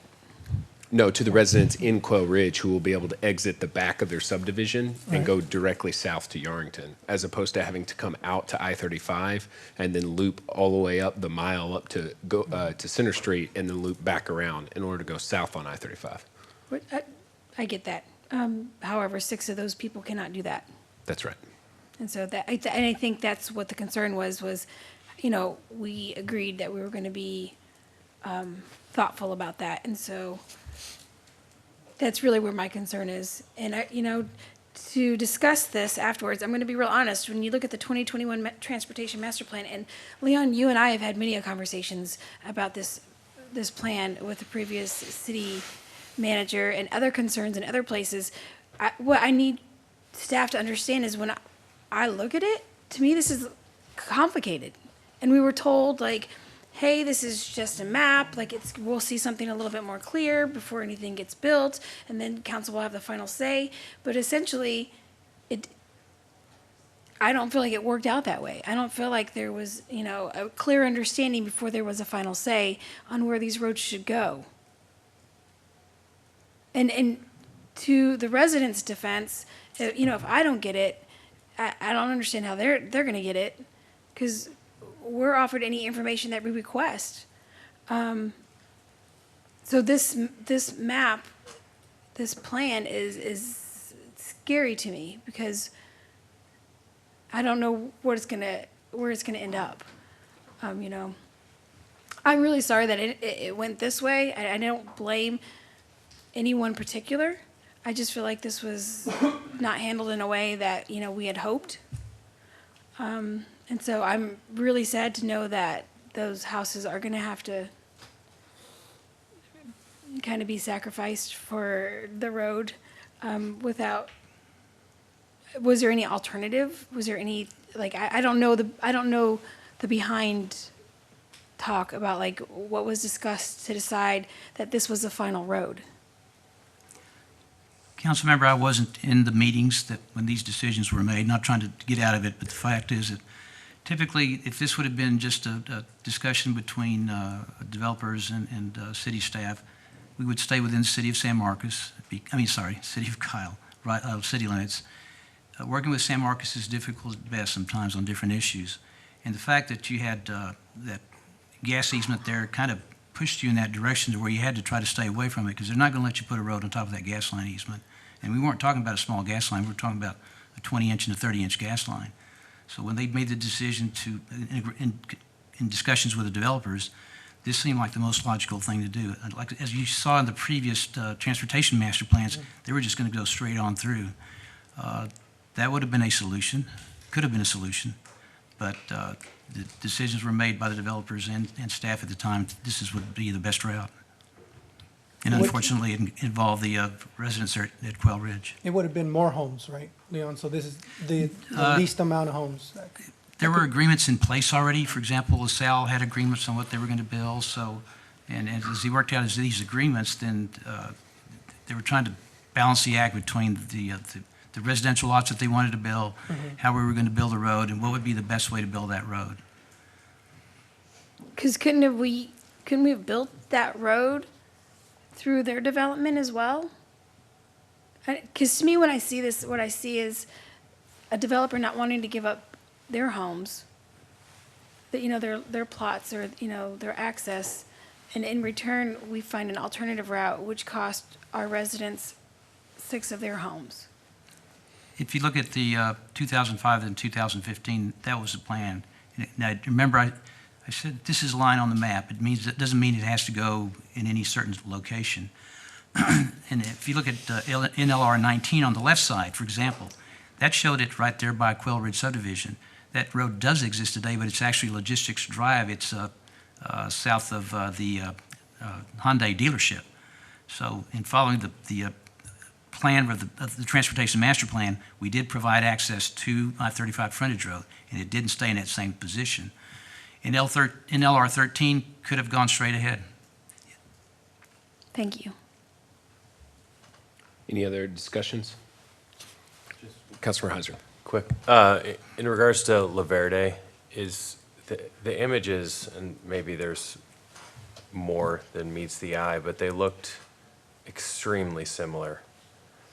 It's hard to see what's happened since the last time we saw, or we received an update, and maybe I'm missing something here, but what are the major hurdles that are left to overcome in order for this to progress more than just a few percentage points every 2 weeks? They have a lot of little items that they need to really wrap up. Like I said, they're around 90-95% complete on most of them. They just need to make a concerted effort to go ahead and wrap everything up. to me, the electrical is always an issue, and especially when it's raining, that doesn't help either. So we've had that rain recently that hasn't helped them. And we have some pictures, the upper right, you can see that everything was underwater. And so the landscaping usually is one of the last things to go in, and when it rains like this, it just doesn't help them get the job completed fast enough. And we have weekly meetings with them to talk about their status, so we're still having those meetings to try to encourage them to hurry up and get this over with. So it's really just landscaping, and that's... And a lot of little final things that need to be wrapped up on the construction of the building, electrical, plumbing, that kind of thing. Thank you. Anything else? No, sir. All right, thank you, Leon. All right, next up is the consent agenda.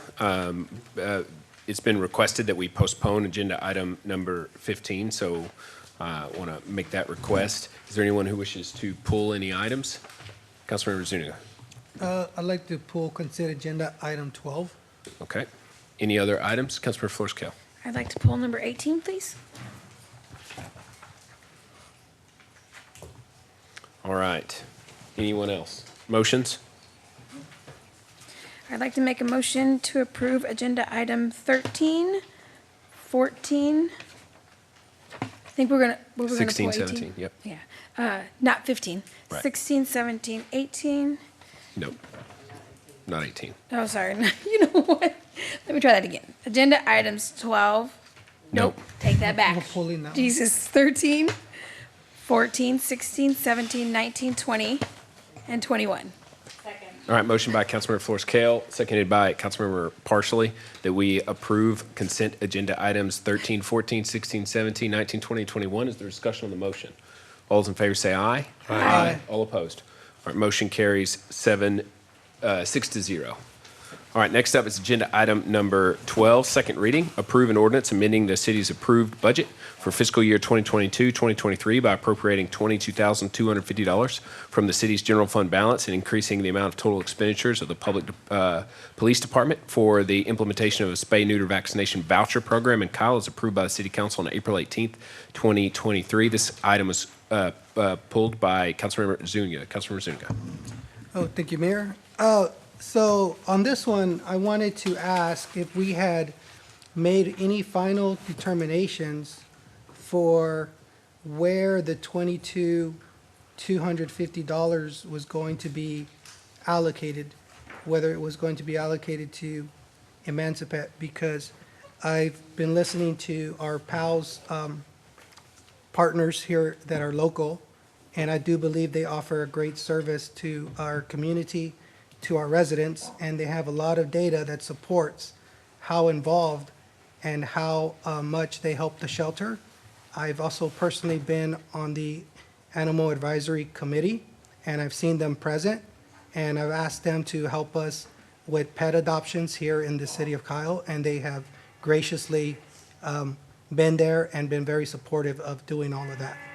So I want to see if PALS is eligible for the direct funding amount. And if not, what do we need to do to make sure the dollars stay local? So can we get an answer from staff on where those funds are going? Good evening, Mayor and Council. Jeff Barnett, Chief of Police for the record. As far as the source of the funding, I think our police department budget overall, which encompasses the animal control and code enforcement, dispatch and everything, I think our overall budget can sustain this expense without asking for any budget amendments or anything. I think we'll have enough money within our budget to absorb this. As far as where we're going to spend the money or make those vouchers available to be spent, I probably should turn it over to Brianna and let her discuss that with you if it's all right. Okay. Brianna Geddes, Neighborhood Services Supervisor, Kyle Police Department, for the record. I have been preparing all the documentation to go either way, however you guys want to go with everything. If we want to go with both Emancipate and PALS, to give people those options, because I know that was kind of the discussion, is going potentially with both options for residents, and like say documentation-wise and the policy stuff. I was working on it with planning on that. So in the backup material, if we vote to approve where will the funds go? To both or to? I've got it as both, if that's where you guys want to go with it. Okay. Would it be left up to the residents to decide where they want to go? Do they want to go all the way to Austin to meet these people, or take their dog or cat here locally? Why would they go to Austin? Like ideally, we want to keep that locally, right? Right. Right, so there's hesitancy from PALs with it seems as if the money's going to Emancipate, and so I'm just wanting, in concurrence with Councilmember Zuniga, to make sure that it, at a minimum, that it's made available to those who wish to use it for PALs. Councilmember Flores-Kell. Thank you. I think if this is going to be a debate, why don't we just open it to any vet local that's willing to do a spay or neuter if you want to support small businesses, and the police or animal control is in charge of that. Why don't we just go ahead and expand it to everything, and that way there's no limitation. Some people may have a vet that's willing to accept a discounted voucher, and I think that would be great to keep it, your same vet if they're willing to do it. And that might be as easy as just getting a letter from your vet confirming that. So that way, what I don't want to see is, going back and forth and this nonprofit's better than this nonprofit. We do this and we do that. That's not what I want to do, because then I think that opens up Pandora's box for other situations where we're trying to help nonprofits or, provide services to. And so instead of excluding them, just include everybody and then see if we can have a bigger range and maybe help small businesses in the process. I love that idea. Councilmember Heiser. I appreciate the sentiment. I just think we're trying to reinvent the wheel here on something we've talked about many times. We have two of the largest shelters offering their assistance here, and we know that they can take in the number of vouchers that Brianna has put in the backup material, I think 2 meetings ago. The price is what they need to be okay with, and the original reason PALS, and correct me if I'm wrong, Brianna, wasn't included is because I think there was a $7 or $8 difference in what we were going to offer versus the price that they would charge for the procedure. And that's why we went with Emancipate, if I'm remembering something. There was some price, but they agreed to meet that price. So, I mean, we're just kicking this can further down the road if we're now going to reopen it to more possible vendors. And, I don't know, from a liability standpoint, if we're putting our name on something that's being given as a form of payment to a third party, if something were to go wrong with that third party, I mean, I just don't know that that's something we really need to entertain at this point. Yeah. Yeah, we understood that. Yeah, correct. We all know it's the same. No, that's what I was saying, is why Yeah. that you guys came forward and wanted to be a part of it is Well, exactly I mean, for that if it reason. had been like that from the get-go, maybe we wouldn't have been discussing it at this point, but now that we're talking about opening it up to more than one, then my question would be, is there an issue with opening it up to, local vets? Hang on, Mayor Pro Tem. Again, conversation again. Pet owners are consumers. They have a choice to go where they feel they want to go. Okay, bottom line. If they want to go to North Austin and drive up there, go up there.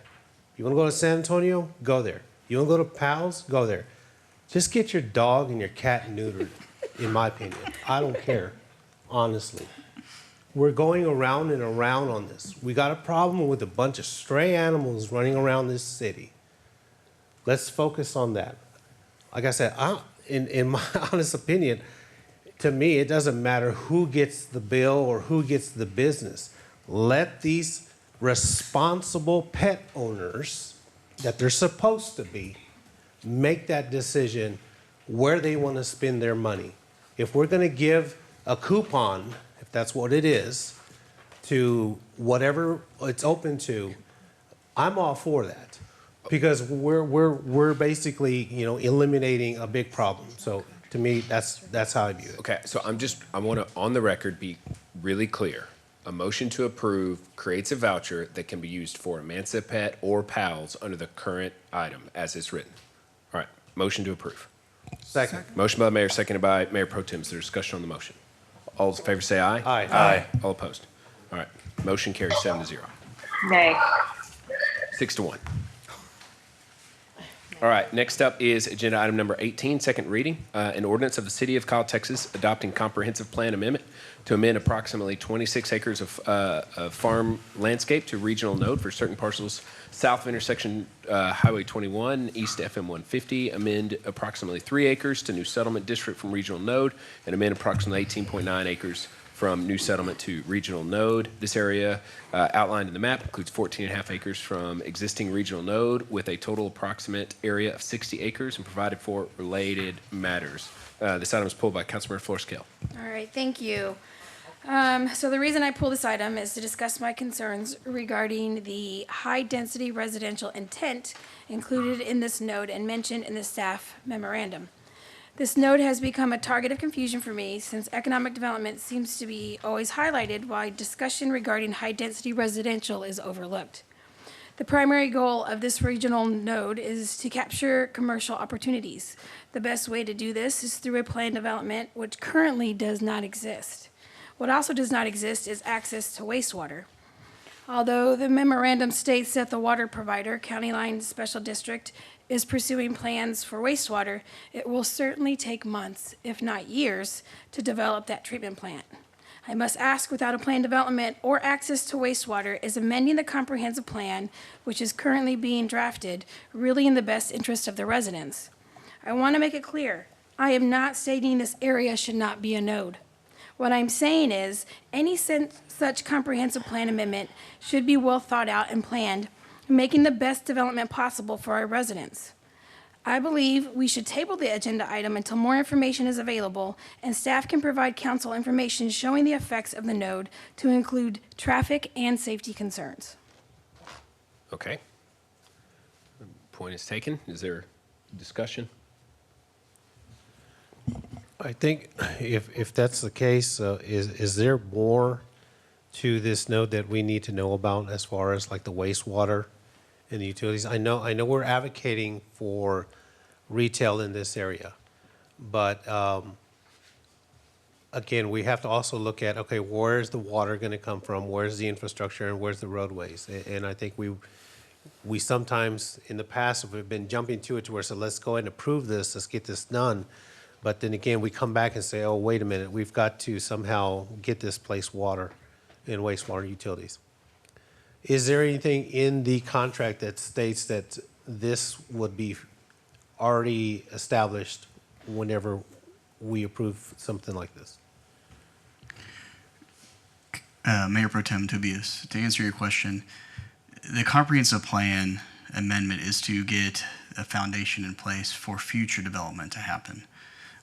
As y'all directed earlier this month or earlier this year, you wanted to see a comprehensive plan amendment down here at this intersection, so you could have higher intensity retail and commercial uses. Now, to Councilmember Florescale's point, that regional node does include allowances for higher density apartments, also vertical mixed use as well, office and retail. All of those items that generally go well together in higher density uses for point of sale.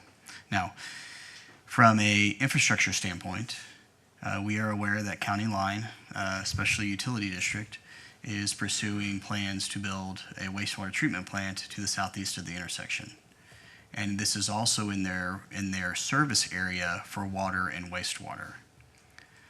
So as a function of any development that comes in, whether, if assuming it has the zoning that the city allows for it, and y'all as the city council ultimately approve zoning districts, they have to design to the infrastructure available in the area and also coordinate with the appropriate wet utility provider as well.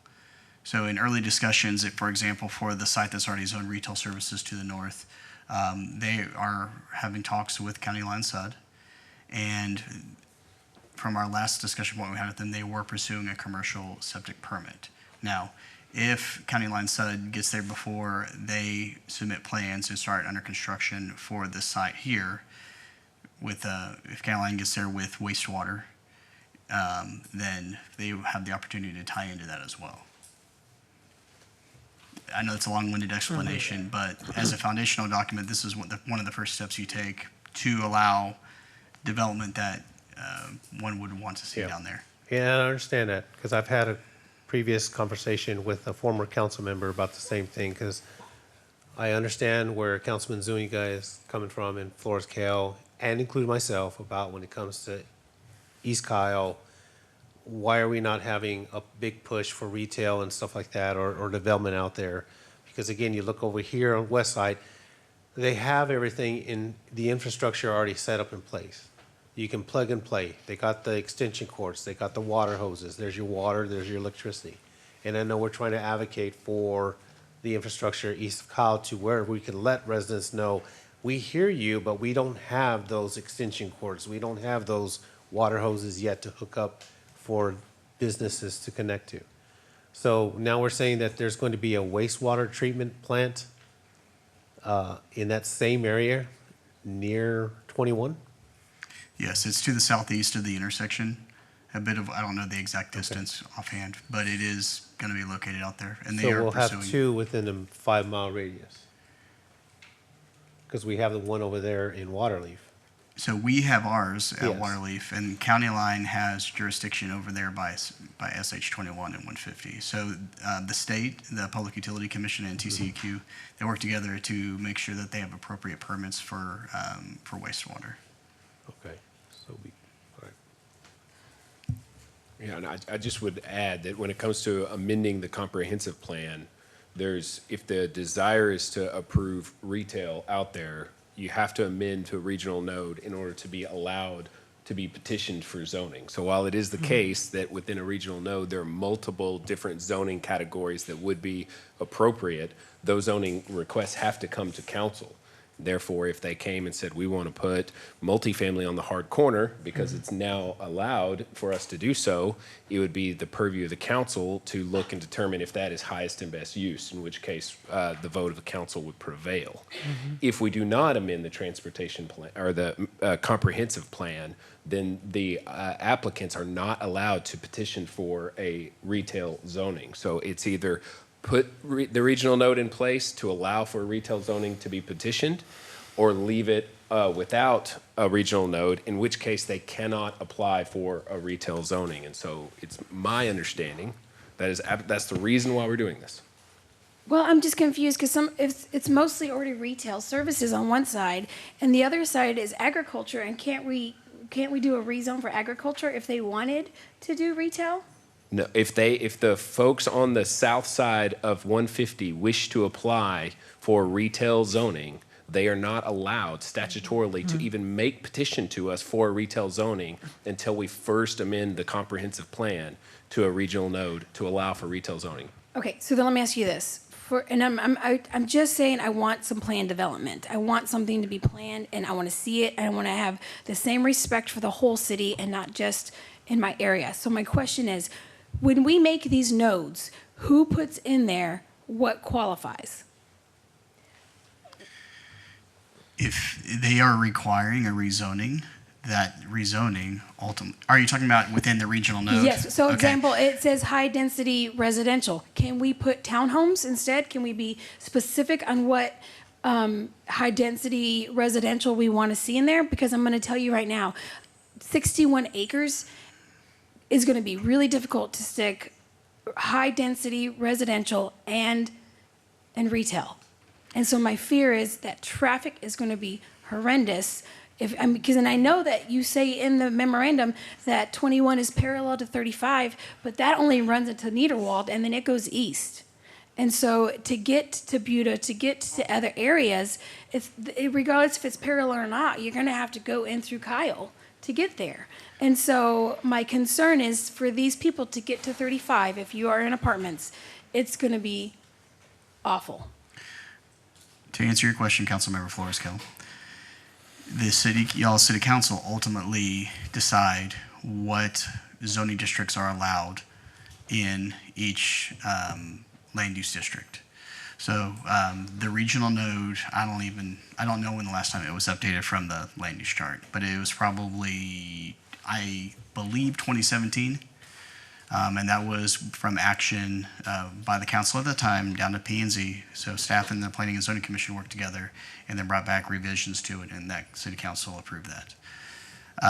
But ultimately, the next step, if someone were to want to rezone something in here, that rezoning request would have to come to y'all. And we understand as staff that y'all tend to have preferences for planned unit developments.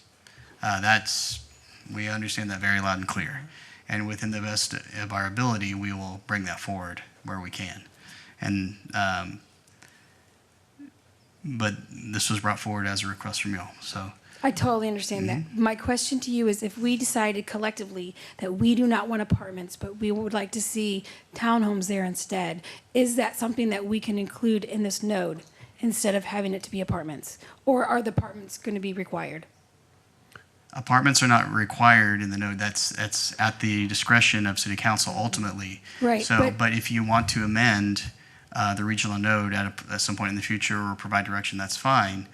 To include townhomes, that's at y'all's discretion as a city council. Yes. Then may I ask you, when you put in your memorandum that it's going to be high density residential, what is it that you meant? What's already in the regional node for the allowable uses. So that includes multifamily, that includes vertical mixed use, which is a component of multifamily that has ground floor commercial as well. So the whole intent is to take those high classification intersections like, or even in a linear fashion along I-35, to ultimately build up those nodes to create higher intensity uses and everything, to capture the value associated with those from both an ad valorem and a sales tax perspective. Now, they will have to go through, any development along these two roads has to go through TxDOT to do TIAs to make sure that they have adequate functionality of the roads and all that. TxDOT does find that important.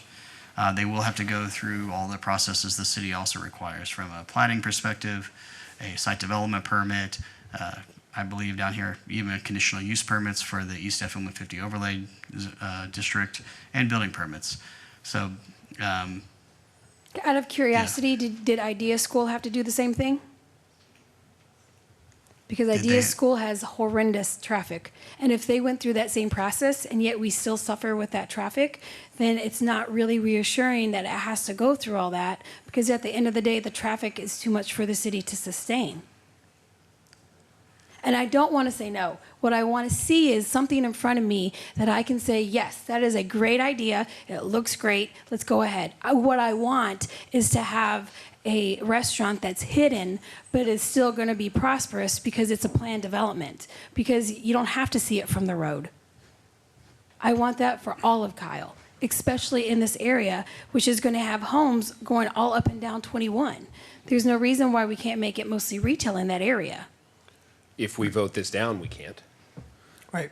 That's what this is. Well, then I 100%. guess the best thing to do would be to amend the node so it's not just high-density residential that's going to cause the issue with traffic and any safety concerns I have in that area. If we bring in, I think we all know, the minute we say we're going to change this node, the first people that are going to apply are developers with apartments, and that will come before any retail.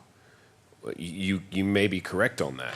Just as in every regional node in the city, the developers or folks who own land make presentation to the council for multifamily or mixed-use requests. And then it is at the purview of the council to decide whether or not they wish to accept that. But because it's not in the comprehensive plan, if a commercial development wishes to occur, such as a major grocer, which has been the main request of everyone who lives down 150, we cannot consider it because the comprehensive plan doesn't allow for retail use. Wait, so when is it, we're working on the comprehensive plan, so then my question is, if the wastewater is not set up, and it probably won't be set up for months, if not another, years, what is the rush to amend the comprehensive plan in order to get a development that can't even develop within the next couple months or years? Why can't we wait for the comprehensive plan? So the comprehensive plan sets the foundation for future development. Bless you. So as part of that, we have to look at what utilities, or actually all utilities, electric, what utilities, road networks, and what have you. Now,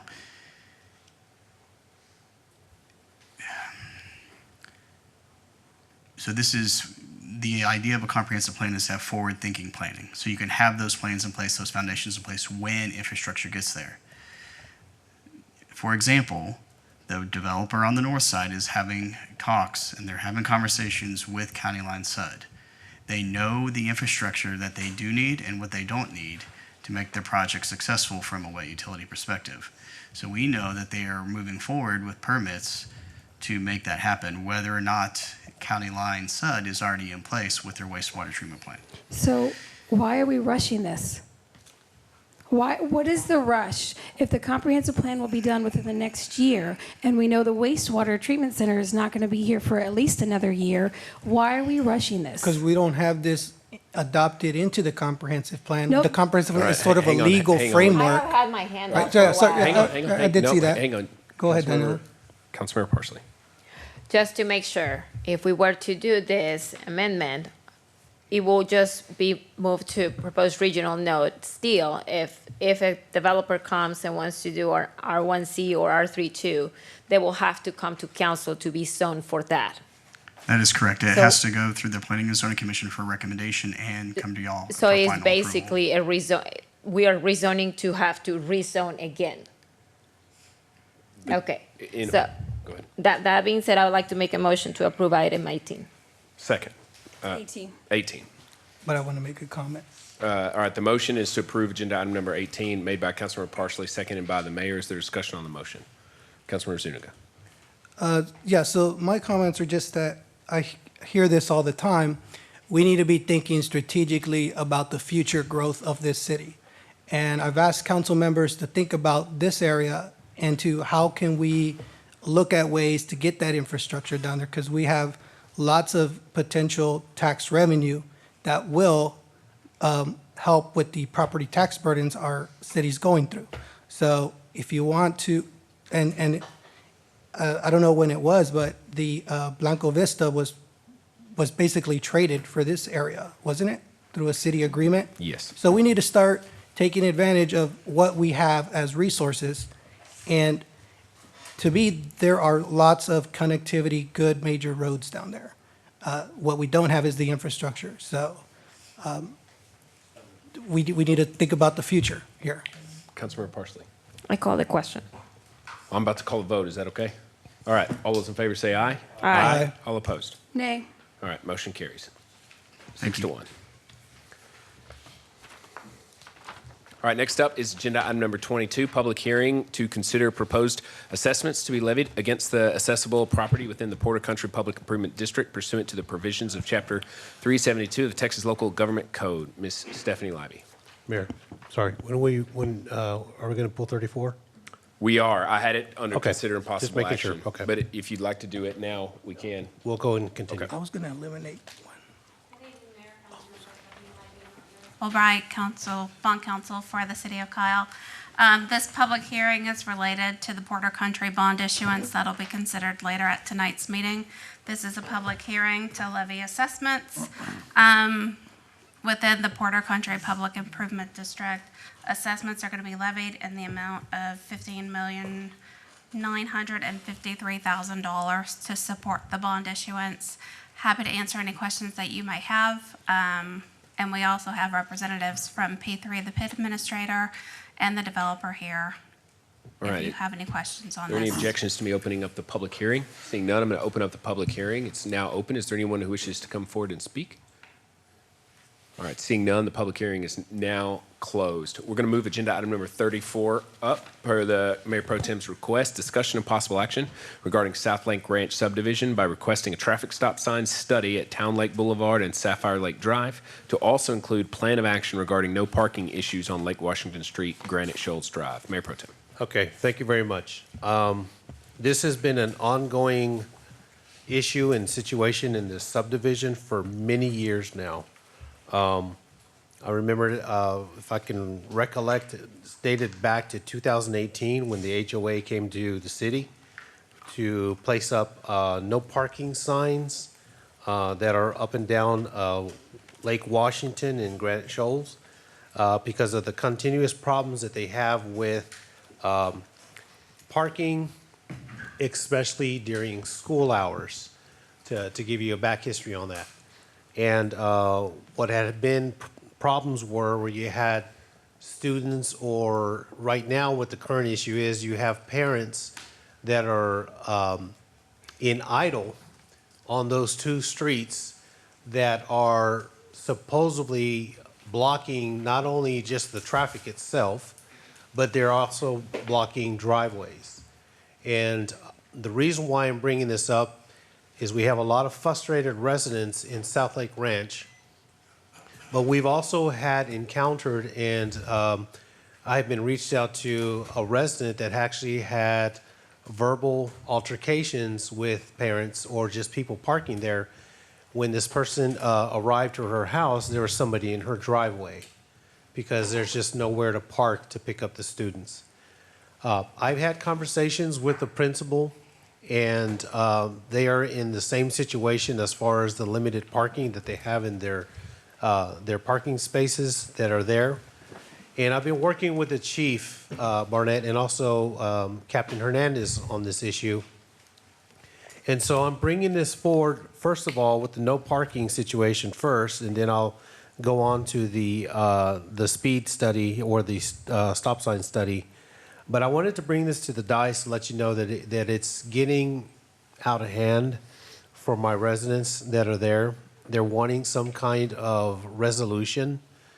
There have been options to where we've had meetings with also Councilmember Flores Kale when it came to the IDEA school situation. Same thing where you had people parking on the street. One idea would be to reach out to the parents at the beginning of the school year during their back to school and inform them about the parking situation and see how we can reduce some of that parking on the ends. Because again, the streets are very narrow. And that'd be a very good idea to do, is to measure how big the streets are. They may be 24 feet like we've had just recently with Councilman Parsley, where we had to possibly expanding the streets. But it's more to it than that when we've got residents that are beginning to have altercations with people that are on the street. They're getting frustrated. They can't get to their houses because of the limited space to go in between their cars. So I'm coming to the dais, and I want to ask the chief and also our city engineer of ideas that we can finally help bring forward to find some kind of resolution. Because again, we've had the HOA come to us. They wanted those signs there. It was about 2 years ago we had somebody from the subdivision that requested that we take down the signs for the parking for reasons of code enforcement and so forth, but that didn't come to fruition. So I wanted to, number one, talk to the dais and also ask the chief about the conversations that we have to where we can find some kind of resolution for the residents there. In my understanding, it's just not in South Lake, it's in other areas of the city. Mayor and Council, Jeff Barnett, Chief of Police for the record. So Mayor Pro Tem, you're exactly right. The problem that we're talking about not only exists in the South Lake Ranch community, but it does exist elsewhere in the city, especially where you have embedded schools very close to residential neighborhoods. Again, what we're talking about is generally after school, so it's generally the afternoon session when parents arrive a bit early to pick up their children from the end of the day. And while they're waiting, the queuing space on the school property is not enough to handle the volume of cars that are waiting to pick up their children once the school bell rings. And as they're in line, they tend to back up on a city street. In this particular example, the more specific example of South Lake Ranch, they take up the main entryway into the community, And what happens is the parents will turn into the neighborhood, go down a block or two, do a U-turn, and then take their place in line. And they pull over. They don't park and get out of their car, so they're not leaving their car or officially parking and abandoning their car. They're simply waiting in line for their child to get out of school and walk towards their parents' car, get in, and then they leave the neighborhood. What happens is they park so close to each other that they form a line, and when residents in that community return home, they cannot turn into their driveway, and the residents cannot leave. Even if the motorist wants to be helpful and make that space for them to turn in or leave their residence, they're kind of situated bumper to bumper, and there's really no room for them to move out of the way. And then it turns into an argument where a resident thinks that they're not being friendly and moving out of the way, but they're also kind of trapped in the line of cars bumper to bumper. What we hope to do is to work with both the school district and a variety of the local schools, to work with the communities, and then develop a plan that we want to develop in terms of enforcement, and then also use this summer and in the weeks leading up to school to partner with the school district and our own communications department and spread that enforcement and concern to the community. Now, I think it's going to take a partnership, and we've worked with several schools, specifically Layman, as we're talking about South Lake Ranch, for many years about what it would take to get more cars onto the property, and we've done that at several schools. When we go talk to the parents or the students previously who were parking in those neighborhoods and asked why you would not use school parking lots and parking spaces or the thoroughfare in the school, it's generally those that live east of the school and they want to quickly get out of the neighborhood and return to their home in the eastward or going eastbound from the school. The ones that were parking on the west side of Layman in the residential community were telling us when we would interview them without any trouble or any cause for concern, why would you park off campus on the west side of Layman in the neighborhood? Most of those had afternoon school jobs, and they were complaining about the length of time that it would take them to exit onto the nearby streets and actually get to work if they worked in a local restaurant or whatnot in the afternoons. So there's a lot of forces that are in play here. We do want to help those residents access their neighborhoods safely and conveniently and without conflict. We also understand that if we push these parents that are queuing up out of that neighborhood, they're probably going to queue on the more arterial roads, still waiting on their opportunity to turn into the school. So we have some work ahead of us in working with the school district to see what we can do to alleviate that. Yeah, because that's exactly the same kind of feedback that I've gotten. I've gotten to the point to where it's like, do we need to start looking at a no parking ordinance across the board? I know that would be very drastic times make drastic measures. One of the ideas is that some of the parents are telling me that the people are still ignoring the signs, but you're right. If we make it a no parking all the way across, then they'll be on the main artery of Bunton. Yes, sir. You know, because I even had the idea of just putting red stripe all the way down, just like in Plum Creek, and just make that a 24/7, 7 days a week, no parking. Because I had some feedback from some residents saying that let's contract a towing company from the city of Kyle to just go ahead and start towing these cars. Or come up with stickers or tags to where people can be able to park on the street. But then again, it's public parking.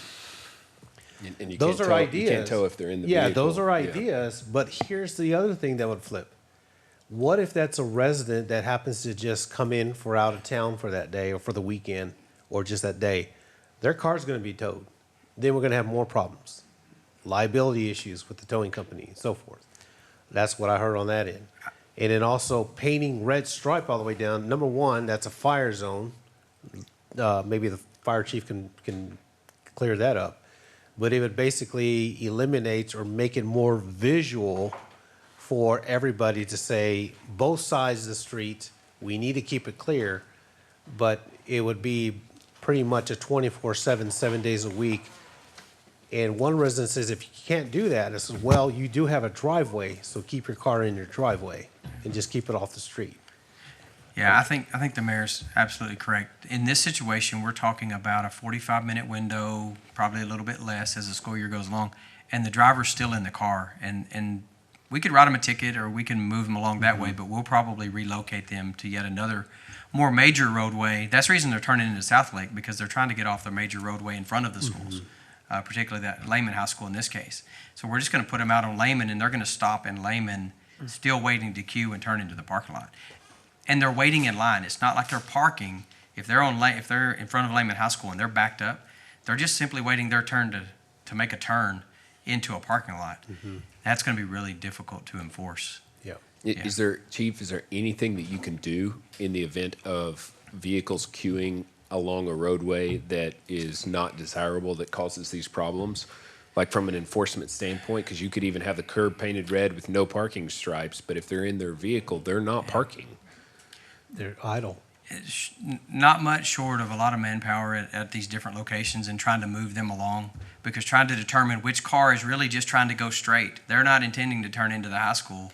So are they really violating anything? Do they deserve a ticket when all they're trying to do is make their way through to Interstate 35, for example? So, but what you're saying is the plan you wish to employ, what you're trying to do is work with the school districts to Yes, sir. increase the parking on campus and the queuing Yes. mechanism. And you're asking us for permission to engage the school districts, not just at Lehman, but throughout the city Yes, to sir, make that because this plan. does exist elsewhere. I can name multiple schools where this same issue exists. I So heard that this would definitely happens be part at of it. Negley as well, even. Right. That is correct. But there's only one place to queue at Negley, and that's in the neighborhood. Yes. You know what I mean? And so, but you know, it's tricky. So you want to make a motion to direct PD to engage with the school district? Sure. Mayor, I'd like to go ahead and make a motion referencing the no parking to direct the Kyle Police Department to work with the school district on implementing a plan of action for parking, to add additional parking on campus. Second. All right, motion by Mayor Pro Tem, seconded by Councilmember Zuniga. Is there discussion on that motion? All those in favor say aye. Aye. All opposed? Motion carries 7-0. Okay. Thank you, Chief. All right, on the second part of this agenda item, Councilmember Parsley and I, earlier this year, we went on a tour of Kyle, and we were kind of looking at some of the roads and some of the streets, and we happened to go into the South Lake Ranch neighborhood, and we ran across a resident there, Ms. Heidel there, and brought us to the attention of a street corner of Town Lake. It's Town Lake Boulevard and Sapphire Lake. Because as soon as people turn off Goforth, they would go ahead and accelerate and go all the way through up the residence. Their concern is that they have a stoplight at Sapphire. I don't know if I have the pictures up or not. I think I took in some. Jennifer?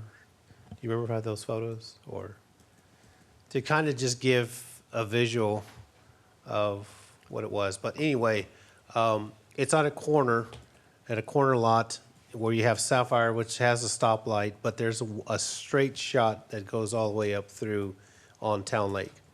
So the concern there, and Councilmember Parsley and I looked at it, is that we want to see if that corner area would qualify for some form of stop sign, or some kind of sign that would slow traffic down. Because it seems like when people are coming from school or coming from work, the rate of traffic that's going through there is concerning a lot of the residents, especially that live on the corner.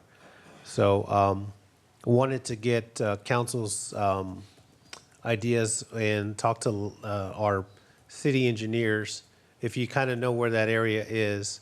If I wonder if a street, just look, if you can just go to, there he goes, Town Lake Boulevard and Sapphire, right there. You can see right there from Town Lake Boulevard, there it is, right there on that corner, exactly.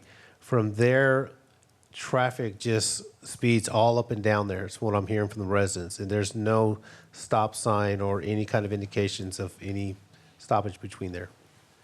Just wanted to get your opinion on that. There we go. Mayor Pro Tem, engineers look at these particular intersections, there's a number of factors they look at. They looked at the number of traffic accidents. If there's been 5 accidents because of turning movements at that intersection over the last year, that automatically meets one of the warrants. Also, there's traffic counts, 300 vehicles for an 8-hour period, 200 in the opposite direction. So there's a number of factors that you have to look at. Accidents, vehicle counts, but is there a lot of pedestrian activity in the area? Is it near a school? Is it a blind corner? People have a problem seeing around the corner. That's what we look for as traffic engineers. In this particular section, we just kind of looked at it very quickly. I did ask our traffic engineer to look at. At this point in time, we don't believe it meets any traffic warrants to justify the installation of a traffic signal. We can look at the speeds in that area and see what we can find on that. So we can do a study of some sort and see what we can come up with. But right now, at this point in time, it doesn't appear that it meets any traffic warrants for installing a multi-way traffic signal. I mean, stop signs at that point. Okay. And again, Mayor Pro Tem, traffic engineers will always tell you, we don't install stop signs to slow speeders down. That's not the reason for adding stop signs. Actually, we have a section on our city engineer's website. I don't know if anybody reads it, but we do have a section in there that talks about stop signs and when you install them, when you should install them, and the problems that you have when you install stop signs that are not really meeting any kind of traffic warrants. Okay. Well, from what I'm hearing from my residents is that it would be, I would like to be able to see one, to try to get a study just at that intersection. Because I've driven down that before and I know exactly what those residents are talking about. And so even if it may not warrant, I understand there's a difference between traffic flow, but also the control itself. And if it means that we can get something there to slow the traffic down, we got to at least try. So with that, I'd like to go ahead and make a motion to go ahead and request the city to do a traffic study for a stop sign at the corner of Town Lake Boulevard and Sapphire Lake. All right, the motion is by Mayor Pro Tem. The second is by Councilmember Parsley that we direct staff to conduct a traffic study for a stop sign at the intersection of Sapphire and Town Lake. Is there discussion on that motion? Councilmember Florescale. Thank you. I just want to make sure it's not going to be like an expensive study. I know I'd had Chief Barnett do a study. They put up this little camera that monitors the traffic, and then they have a good reading back from that, and it was more efficient, and I felt like it was a little bit quicker. So I don't know if that needs to be requested from the police department as opposed to Leon. So 2 things. One is going all the way back to 2016, we implemented a stop sign policy that's probably still in place. I doubt it's ever been repealed. Yeah, there it is. And what it says is that if someone requests a stop sign, it goes to a committee, and the committee is Leon, Chief, and Harper. So the study is conducted by the 3 of them. However, I just would comment that Leon's already made the proclamation that he doesn't believe that it meets warrant, so they've already looked at it. So if we are directing them to go look at it, they're going to come back and he's going to say exactly what he just said again to us. So the question is whether or not, and in the policy it says if they don't make a recommendation, a stop sign doesn't go in. So in order to get a stop sign there, you're going to have to make a motion to direct staff to bring back an ordinance for a stop sign there as opposed to a study. Okay. Unless I'm saying anything wrong there, Leon, does that all sound about like how it would go down? Pretty close, Mayor. It is appealable if the 3 of us decide that it doesn't meet the warrants or the requirements for installation of a multi-way stop. It is appealable to the city manager, and that's where it stops. Yeah, and that was done very intentionally because we had a proliferation of stop signs being added in intersections throughout the city where the main desire was to slow speeding, and every engineer in the country will tell you that's not the appropriate way to handle speeding. There's a photo right there. Councilmember Florescale. I know there's ways to deter speeding, like you could have the speed limit sign that flashes, we have them all the time when I drive to work, and it'll say speed limit is 45, and then it'll flash if you're going 50. And so that for me it's not going to deter everybody, but it definitely deters me, and it also helps the officers in the event that you drive by there and they could just see that you're speeding. So is that something that can be considered, some type of like flashing light, or, you know, I don't know if that's something that. That's what I was going to suggest. I don't know if we can direct staff to maybe look for ways to decrease the speed in this intersection in particular. I don't know if you guys can bring back options. We can bring back options. Okay. So with that, I'd like to go ahead and amend my motion. I'd like to go ahead and make a motion for city staff to look at different options for traffic safety in that intersection, whether it's to bring back a speeding sign or so forth on that end, or just to direct staff to bring back alternative ideas to help reduce traffic speed at that intersection of Sapphire and Town Lake. Second. All right, the motion is made to amend the motion to direct staff to bring back recommendations for how to reduce traffic at the intersection of Sapphire Lake and Town Lake Boulevard. That motion was seconded by Councilmember Flores Kale. Is there any discussion on that motion? All those in favor say aye. Aye. All opposed? All right, motion carries 7-0. That was a motion to amend. So now the original motion is amended, and I will call. All those in favor say aye. Aye. All opposed? Motion carries 7-0. Thank you, All Leon. right, thank you, Appreciate Leon. it. Thank you, Chief. All right, now we're going to go back to agenda items number 23 and 24 collectively, the Porter Country items. Agenda item 23, first and final reading.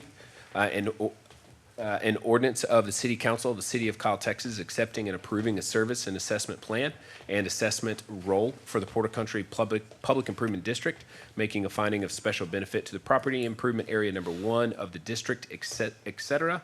And agenda item number 24, first and final reading, an ordinance approving and authorizing the issuance and sale of the City of Kyle, Texas Special Assessment Revenue Bond Series 2023 Porter Country Public Improvement District. Ms. Leibe. Good evening again, Stephanie Leibe, Norton Rose Fulbright, bond counsel for the city. As we mentioned when we did the public hearing, we have representatives from P3 here who are available to answer any questions that you may have on the service and assessment plan. It is proposed that assessments would be levied in the amount of $15,953,000 in order to support the bond issuance. We also have Mark McClaney with Samco here and Robert Rivera with FMS Bonds, who was the underwriter for the bonds, and they are available to provide a recap or update for how the bonds priced in today's market.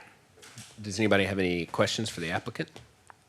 Can we go ahead? I'd like to approve. All right, go ahead. I'd like to make a motion to approve agenda item number 23 and 24. Motion by Councilmember Flores Kale, seconded by Councilmember Parsley, that we approve agenda items 23 and 24. Is there discussion on the motion? All those in favor say aye. Aye. All opposed? Motion carries 5-0. I just wanted to ask how the bonds are doing on the market. How did Mark, What was the bond sale on the market? how did the bonds do Just on the the- market? I know the debt ceiling didn't go up or so. Oh, yeah, Well, I won't go through it all. I will just take you to the third page. The bonds went out to the market this morning. The market they were well received. If you look to that third page, you'll see that the bonds were broken into, over on the far right hand, into 3 term bonds, 4 7/8, 5 3/4, and 6%. Franklin Funds, mutual funds, put an order in for all of the bonds. Goldman Sachs put an order in for all of the bonds. And Naveen put an order in for all of the 2043 bonds and the 2053 bonds. The average coupon, the average interest rate on this loan went at 5.99%. All of them were sold. So I hope that answers your question. It does. I just wanted to get financials on how they were performing or how much was sold off. Yes. Thank you. Thank you. Thank you. This is great. So And this is put together by FMS. I just don't want to take their thunder. Robert Rivera. thank you for this. Yes, you're well. It would say definitely a team effort. The city of Kyle is tremendously thought after across the country by the investors who are very just excited to be here. You'll have assembled a tremendous team, just from city attorney, your bond counsel, your financial advisor, P3. You guys are doing great, but P3 is also doing very well, with Kyle and Rob and Zach. So you guys are doing great, and Max as well. So anyway, P3 and the whole team is doing really good. So thank you. Thank you. Thank you. Okay. All right, next up is agenda item 25, first and final reading, consideration and approval of an ordinance authorizing the issue of City of Kyle tax increment revenue bonds, Series 2023, tax increment revenue zone number 2. Ms. Leibe. Yep, Stephanie Leibe, Norton Rose Fulbright, bond counsel for the City of Kyle.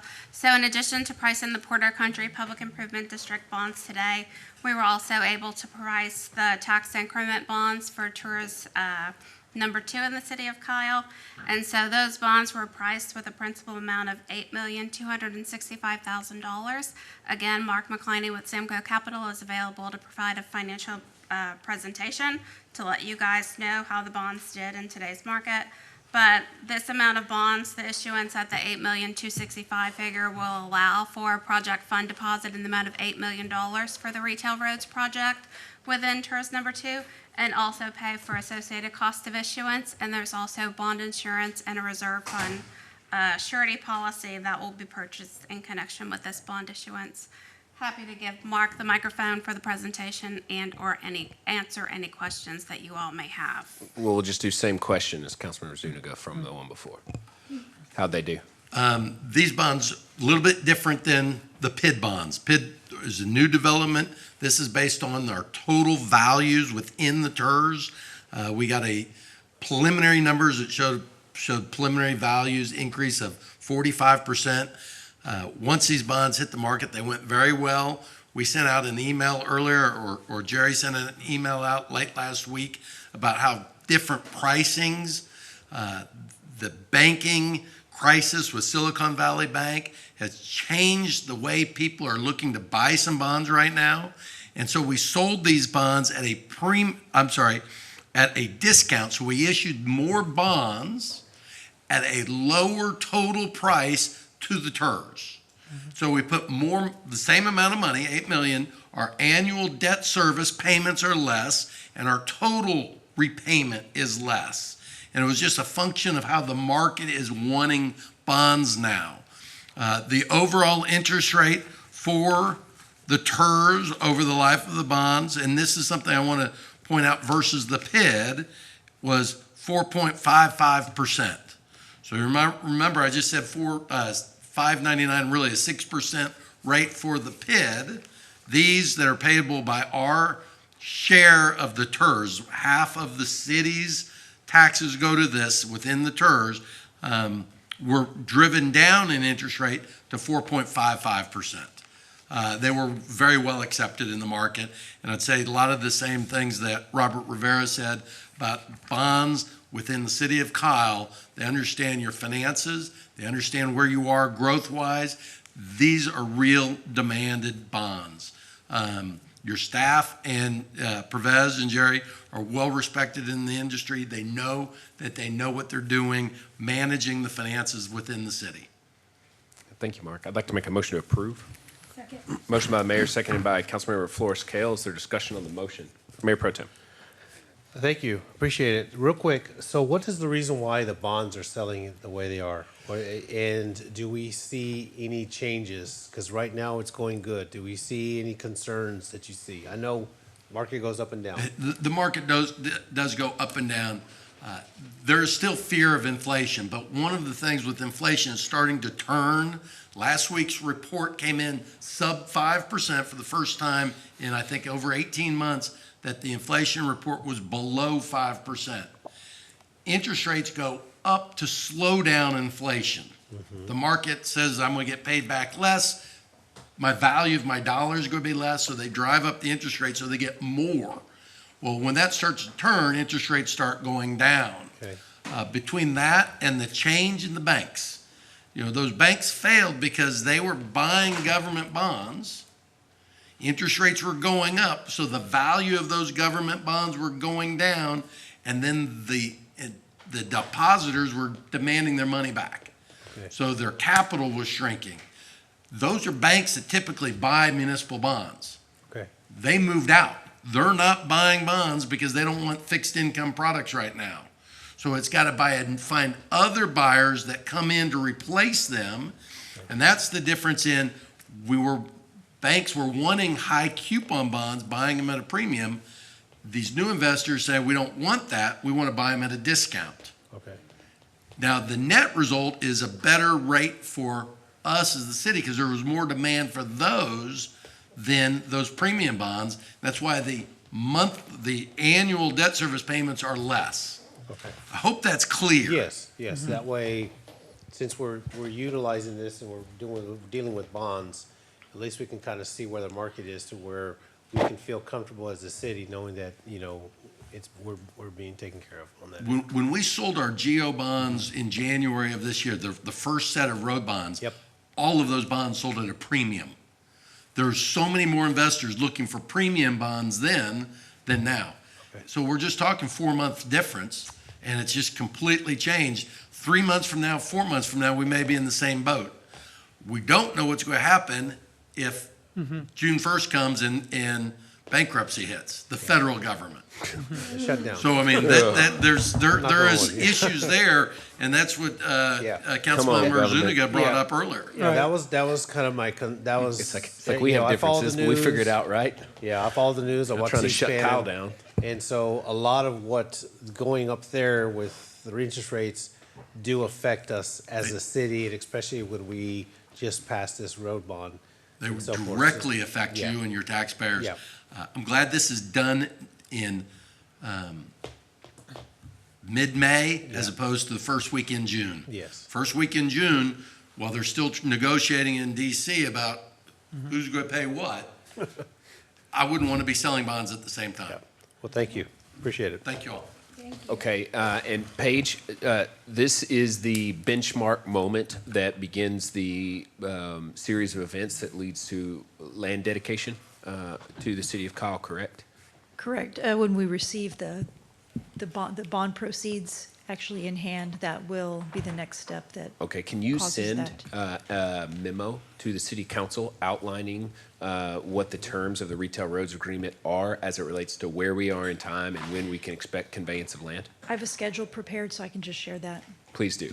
All right, is there any other discussion? I just wanted to, can we get an update on TERS 4 later? Like, I know there might not be a lot going on with it, but. On TERS 4. That's the newest one? Oh, Limestone Creek. Right.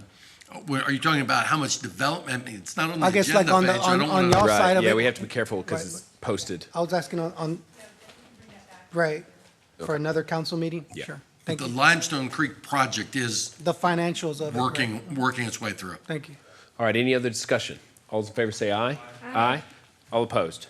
All right, motion passes 7-0. All right, next up, 2 items related to the workplace, agenda items 26 and 27. Consideration and approval of a resolution of the City Council of the City of Kyle, Texas, accepting the petition for the creation of the workplace PID, setting a public hearing, and agenda, et cetera. And agenda item 27, consideration and approval of a resolution of the City Council approving and authorizing the execution of a professional services agreement between the city and the developer of the workplace PID. Ms. Leibe. Mayor, City Council Member Stephanie Leibe with Norton Rose Fulbright. These 2 action items are related to the workplace PID. I know that we've had many presentations by Jeff Barton and his role as developer for this proposed project. On the deal itself, we've had conversations both with council, with the developer, and with staff on different ways to move this project forward. The proposal for this development is somewhat atypical as it relates to the type of PID that's being proposed because it's primarily a commercial PID. And so for some of the residential PIDs that have come forward, the city's been in a position in which the PID bonds could be issued on a construction basis so that the bond proceeds were actually used to fund construction of the public improvements. What's currently contemplated for the workplace PID is a reimbursement PID in which the developer would be responsible for putting in place all of the public infrastructure, and then the PID bonds would be issued on the back end. So after the improvements are in place, we'd come back with the bond issuance. So in order to do that, we would start the process as we normally do for the creation of the PID. And then when it comes time to do the assessment levy, like tonight for Porter Country, we had the assessment levy and the bond issuance. For Workplace PID, it's contemplated that we would have the assessment levy and a reimbursement agreement would be entered into with the city and the developer. And then again, after infrastructure is in place, then we'd come back with the bond issuance. So the resolution that you have before you tonight is the first step in our process to create this PID. It's a resolution to accept the petition that's been signed by a majority of landowners within the PID requesting its creation. We're calling a public hearing for June 20th, 2023, at which time council will be asked to consider the actual creation of the PID. It's also contemplated that at that same June 20th meeting, council would be asked to approve the development agreement that would govern the development of this property. So I'll stop to answer any questions, and I'll also offer up Mr. Barton. He is here tonight to answer any questions that you may have specifically about the development. Yeah, so my main question is, as it relates to this project, we're starting here with a PID petition and a service plan, professional services agreement, but there is zoning and a development agreement that normally accompany these types of deals. So my question is, at what point are we going to be able to have the zoning and the development agreement come before us? Because normally we like to make all of those approvals and the initial agreement at the same time. So I can't speak to zoning, but I can say from a working group perspective, it's anticipated that the development agreement would be brought back to council at the same June 20th meeting that we would have the public hearing. And is that development agreement going to come with the zoning as well? So, and the reason is because with the with the Paramount subdivision, we went with the development agreement where we didn't have the zoning in place. And so we entitled them with the density, and then the zoning just never came. And so really, since the lessons that we've learned from then, we've always had the policy that we do our development agreement and our zoning and our entitlements all at the same time, so that we don't string out a series of votes, in which time who knows what can happen between one vote and the next. So if we haven't started the zoning application, or I'm assuming it's probably going to be a PUD because it's very much mixed use. If we haven't started that process, then that process needs to be started if we're going to keep all of these agreements on the same schedule, so that council can make one vote on a series of items, so that we have the full picture of what we're voting on at the same meeting.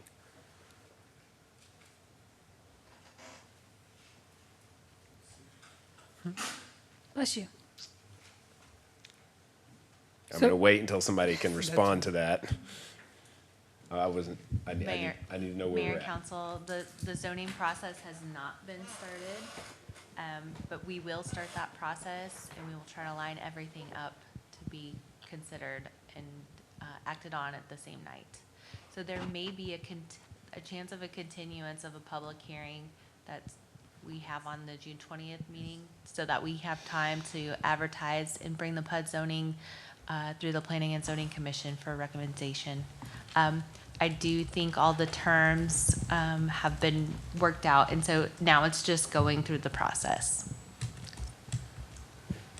Okay, but so are you saying that for a fact that we're scheduling, because now we have it here before us, I would prefer not to schedule a public hearing and future votes to create this district if we don't have the other votes in front of us and are just making a public hearing with the intention of postponing?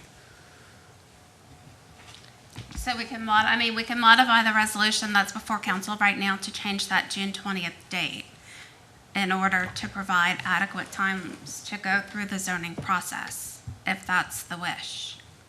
That would be my recommendation. Councilmember Florescale. Thank you. I am so appreciative that you brought all this up. These are conversations that I had via emails because for me, it's kind of a scary situation not knowing what it is that this is ultimately going to lead to. And so I, for one, would like to see all of it at the same time to make sure we don't run into any issues, as Mayor Mitchell had previously said, that we've run into before, just trying to protect ourselves in learning lessons. Is there any way that we can table this until we figure that information out? Because there was a really long, uncomfortable pause. And that makes me feel not so confident moving forward. And if this is gonna move forward, I'm okay with that. I just want to make sure we have our T's crossed and our I's dotted, and we're moving on with as much knowledge as we can. So the intention in bringing the resolution tonight was to start the process so that the PID creation could be heard at the same time that the development agreement is heard by council. And so if that development agreement gets pushed back, we can push back this action item, but just know that we will have to come to council one time before we come in with all the documents together, just so that we can start the PID creation process, because we have to have council accept this petition and call the public hearing. And so whether this is tabled tonight and we come back with the same requests at a subsequent meeting, or if we modify the date that's in the notice of public hearing so that we're allowing extra time for the zoning process to occur, from our perspective, we're indifferent. Yeah, so I would just recommend that we change the date to allow for the zoning process, because we know what that is. We've received many presentations on the exact uses and layout of the proposal, but if the PUD zoning application hasn't been submitted, then we need to back into those dates with this action so that it all comes together at once. Go, Jeff Barton, go ahead. Pardon me, Mayor. Jeff Barton, representing Workplace. Just to clear up something, you all may want to postpone, understand that, but there was a question about PUD zoning.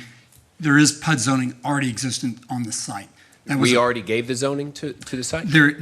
Yes, zoning was approved in 2019 unanimously for PUD zoning on the site. And are you making any requests to change or alter the zoning? I think your staff would agree they're largely non-substantive changes. There are some changes that were recommended by the city, for example, higher height ordinances to have a little bit more density in some of the mixed-use buildings. Those term sheets were presented to the city in September, October of last year. It's just been a while to get that worked through staff as we went to this larger development agreement. It was recommended that that would be wrapped up into the final PID. But you can understand what we're saying here. I completely understand. I completely understand. So just I think the impression was being left that there hadn't been a zoning application. Yeah, I think I've taken 6,000 votes, so I just miss them I sometimes. completely understand. Just want to clarify, there is PUD zoning in place. It is mixed-use zoning in place. We've added 3 acres to it on one side that was presented to you in the original petition, so we're adding that PUD zoning to that. So you all may want to wait, but I just want to clarify. But you are going to have to come back in order to comply with the development agreement that you are going to bring forward. There will need to be an amendment to the PUD zoning. There will be an amendment, which will really just take that existing PUD zoning and expand it over the adjacent piece. And then there are some minor issues that we've worked out as we've gone through your kind of to accommodate city's requests on. So why don't we do this? Why don't we table this until the next meeting? And in the meantime, work out your schedule for exactly what the zoning process is going to look like. And then at the next meeting, we'll marry it all up together. And then that'll probably help council get a lot better comfort level. It's not an attempt to kick this can. It is about a policy that I've had in place personally for many, many years when it comes to complicated zoning like this, complicating developments like this, to make sure that they're all brought together at one time so that we have the full picture. So may I add, are you asking for a 30-day, because you said June 20th? Or would that give you plenty of time, or would it be the next meeting? I would say 30-day notice? Like At least that Will probably understands the deadline more. Because you're right, Mayor, we want to make sure it's all together, and if there's going to be any changes, I know we don't want to get caught off guard. Will Atkinson for the Record Director of Planning. We'll have a schedule for you at the next City Council meeting for the proposed zoning, PID, and associated development agreement. All right, I'd like to make a motion to postpone agenda items number 26 and 27 until the next regularly scheduled council meeting. Second. Motion by the mayor, seconded by Councilmember Flores Kale. Is there discussion on the motion? All those in favor say aye. Aye. All opposed? All right, motion carries 7-0.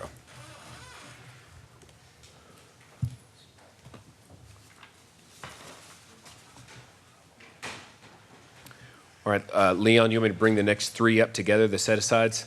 All right, I'm going to bring up agenda items 28, 29, and 30 together. A resolution of the City of Kyle, Texas, supporting the submission of an application to the Texas Department of Transportation's 2023 Transportation Alternatives Set-Aside Program for the FM 150 Shared Use Path.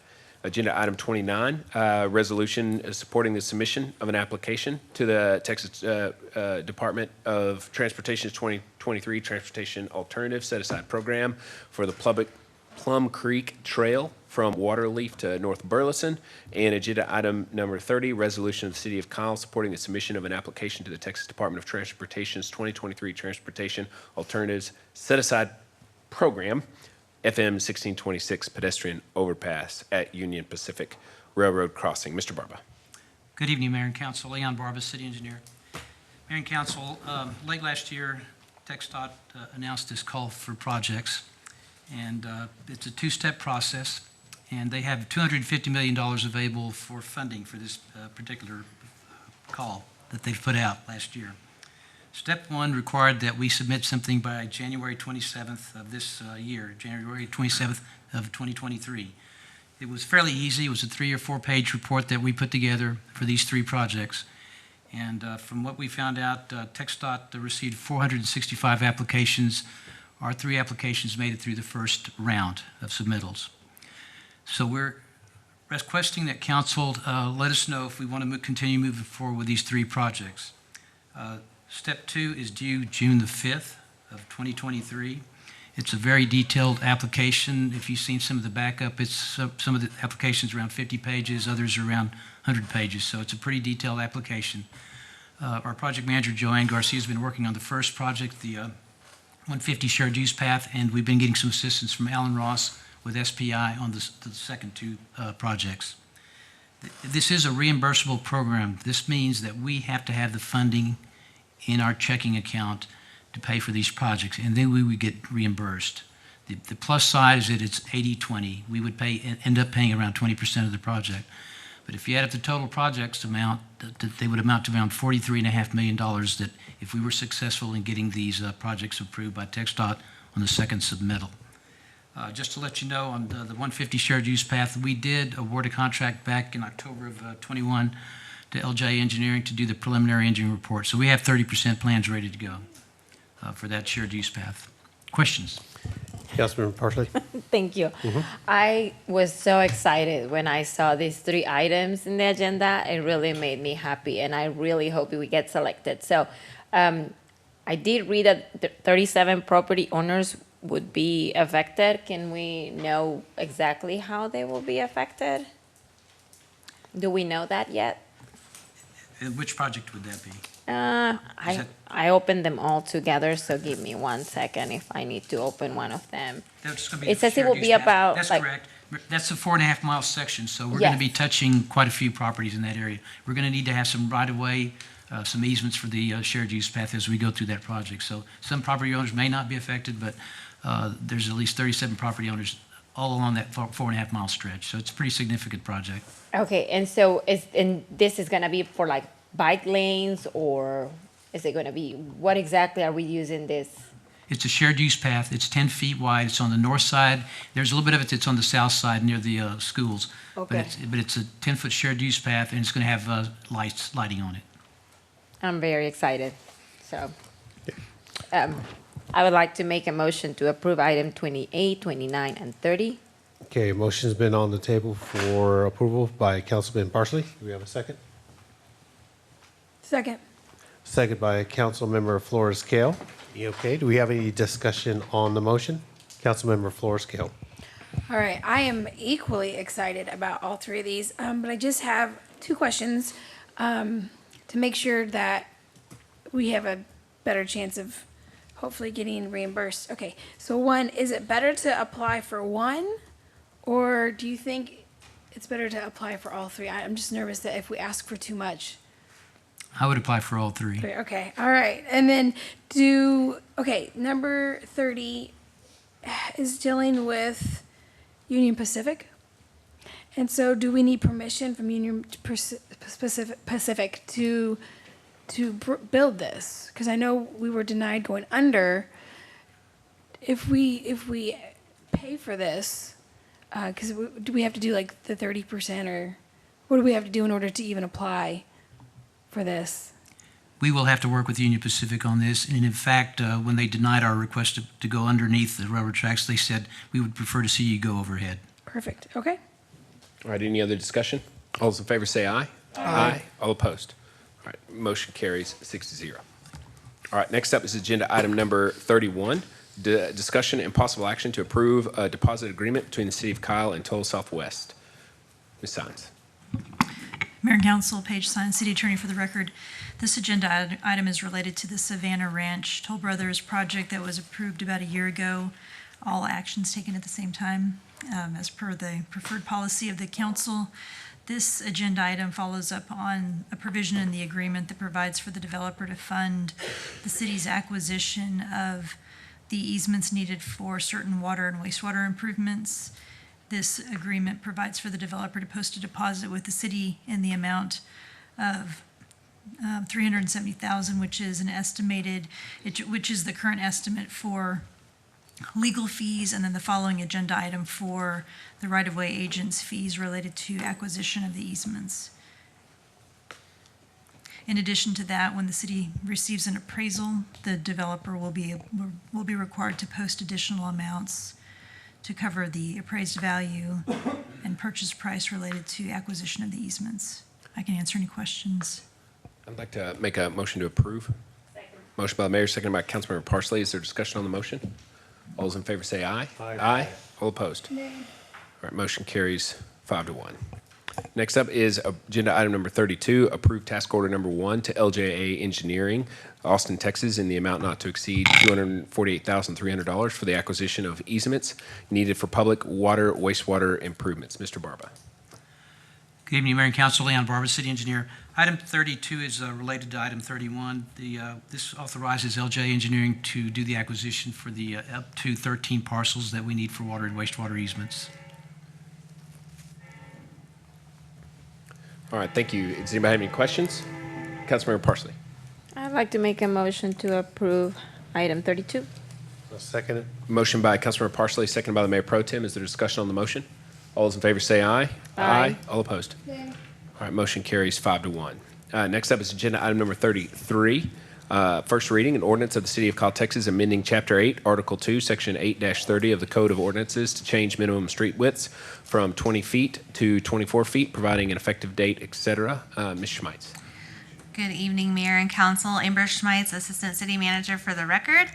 On April 4th, the council voted to direct staff to draft an ordinance that amended the fire code to change the minimum street widths from 20 feet to 24 feet, and you have that ordinance in front of you for your consideration tonight. All right. Councilmember Parsley. I would like for this item to be postponed until the first meeting in June when we have our new city manager sitting down. All right, I'm going to take that as a motion. The motion is yes. by Councilmember Parsley, seconded by Councilmember Flores-Cale. We postpone this item until the first meeting in June. Is there discussion on that motion? All those in favor say aye. Aye. All opposed? Motion carries 6-0. All right, next up is agenda item number 35, discussion and possible action to install temporary illumination on the telecom poles down Kohler's Crossing. This item is co-sponsored by Councilmember Parsley and myself. Councilmember Parsley. Thank you, Mayor. So Kohler's Crossing is really a very dark road in the evenings. I've had several residents concerned about the fact that they could not see the stop signs when they were driving one of the flashing lights that we put on the stop signs for them to be aware of the new stop sign wasn't completely working. I do think it will be beneficial to have some sort of temporary illumination in these poles that we currently have. I don't know what it's needed. I know eventually I would like to see like very nice, pretty illumination with sidewalks. It's something maybe we consider under the TERS 2 improvements. But in the meantime, until that can be done, I would like to see if we could direct staff to come up with maybe a temporary solution to add lights to some of these poles, and what the price would be for that. I don't know if it's just a matter of just plugging something in that doesn't have to be aesthetically pretty, just something that does the job until we have a better plan. Okay, yeah, so there are poles, telecom poles that run along Kohlers. So there's questions I think both Councilmember Parsley and I both have about whether it might be possible to install some temporary lighting along those poles. You know, most of the major roads that we have illumination, but in this case, Kohlers does not. You can see the poles there in the image that that's on the screen. And so I understand that, you know, I don't see Harper here, but I understand that there may be a possibility. And so rather than going into it, I was hoping we could bring it up to council and just give staff direction to bring back some, to basically look at it and see whether or not it might be possible and how much it would cost. Mayor Pro Tem. Okay, if you go to Daisy Lane, you see some of those temporary lights already on some of the poles. Some work and some don't. But I think there's one that's on the corner of 1626 where the and Daisy's at. And then I also had former city manager Scott Sellers work with me to install another light fixture at Seton Parkway at Daisy Lane. And that came through some of the CIP funds, which I don't think it was a lot, but it made a big difference. So if any of y'all do drive out there at night, you can kind of see that it's been pretty bright, and especially at Bunton, at Daisy and Beebe, where my good friend Leon Barber was able to get another light there as well for those people there at that stop sign. I think that's kind of what the idea you guys are looking at, because again, whenever you have vehicles that come up on that dark passageway, you could be able to see that there's a light there. And as they get closer, you can actually see the stop sign itself with the crossing, the markings on the road. And I remember the reason why we also got that is because Councilman Rizzo went to go visit me at my house, nearly ran the stop sign, and he agreed with it. We needed to get something. So maybe we can look at something like that, Mr. Barber, Leon, some of those type of lights in that area. Okay. So I would like to make a motion to direct staff to look into the possibility of installing temporary lights in the telecom poles across Kohlers Crossing. Second. Motion by Councilmember Parsley, seconded by the mayor. Is there discussion on that motion? Councilmember Forskel. For lack of trying to sound selfish, I don't know if anybody's ever driven down 150, but you talk about dark. I think we have maybe three lights for like 2 miles. Mm-hmm. I'm not gonna say no, because I think all of Kyle needs to be lit up.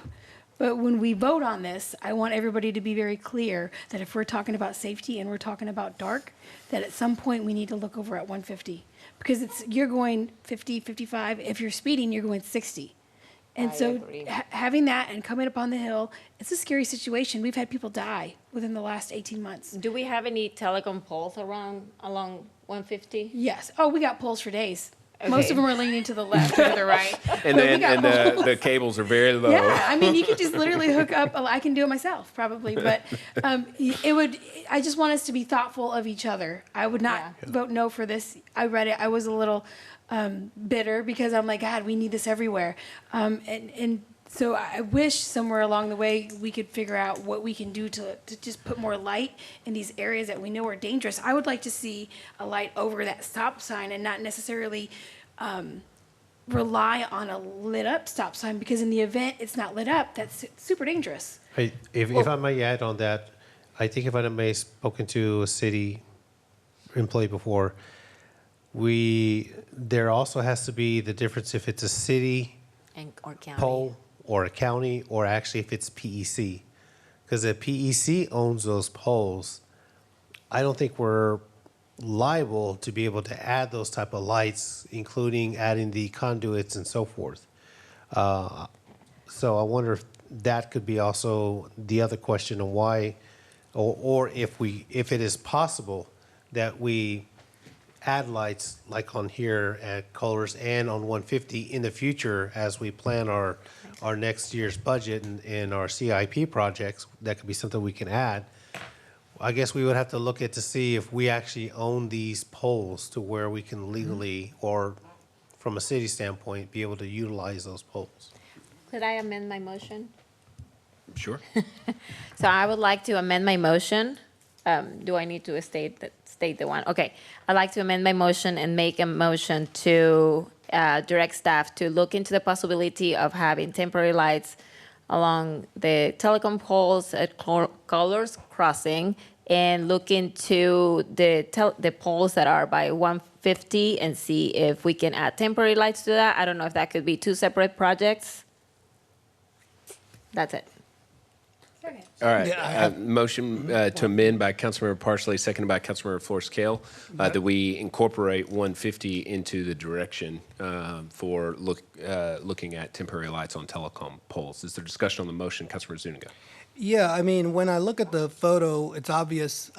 Do we need more illumination there? Yes, we do. So I'm definitely not going to say no to that. But when I drive over by Lehman and Bunton, that intersection is terrible. And that's where kids leave, people are coming home. There's no visibility there either. There's also no visibility on Dacey and Bunton. So, Well, I just want to. so we would like to look everywhere. Yeah, right? well, I want to remind the council of not too many months ago when a request was made to install lights next to Simon Middle School and Tobias Middle School, and the council didn't say, no, we're not going to do that. We want to look at every single school in the city in order to be equitable. Somebody said that. Somebody up here said that. I'm talking about the action that we took. Right. So I'm trying to understand that there's a proposal that's being brought up here to address an issue, and if we give it scope creep, which is what is happening right now, the possibility of the sponsored action can be diminished. And so that's not what we did when we took a look at the tri-party agreement that was proposed before. So let's just limit it to 150 for now and let them bring back the proposal. I remember what was brought up. So, Councilmember Heiser. Just the only thing I'm going to say here is we just changed the behavior of drivers on this road by adding in a stop sign. So that is the main reason we are trying to illuminate the road, is because we did something that is outside of the normal driving pattern for people who use that road. So I just, All right, is there any further discussion? That context. I do want to add that we have a TERS board meeting in 2 days. Is that right? Is it on this Thursday? So on this Thursday's TERS board agenda will be discussion of projects for TERS number 2, which everything on the north side, in Plum Creek, as well as further east, there's intersections that we've discussed at our last TERS board meeting. And within the scope of what I'm hoping that the TERS board will approve at that meeting will be not only intersections improvements at Sanders and Benner and Cromwell, but also pedestrian improvements along, so we can connect along Kohler's Crossing as well as the pedestrian underpass that I know we've all taken a look at. So we're trying to incorporate all that into a future project as well. So I just want to put that on everyone's mind that is something we'll be exploring also. But no matter what happens, even if we do immediately put that project in motion, how long projects take. So, all right. Any other discussion? I'd like to approve the amended motion? Yes. Brought up by- Yep. All those in favor say aye. Aye. All opposed. Motion carries 6-0, which brings us to the original motion. All those in favor say aye. Aye. All opposed. Motion carries 6-0. Is the direction clear, Leon? Okay. Next up is agenda item 36, consider a possible action to amend animal control ordinance to prohibit leaving animals in hot vehicles without water and open window. Councilmember Zuniga. Yes, this agenda item I'm just going to retract because I did get more information when I looked at the Muni Code. All right. It was already in there. Sounds good. Next up, agenda item number 37, discussion of possible action to increase the minimum distance for the child safety zone ordinance. Councilmember Parsley. Sorry. Okay. I would like to open for discussion due to the fact that we are one of the fastest growing cities, the fastest growing county in the country. I think that it will be wise to do a revision of the child safety zone ordinance.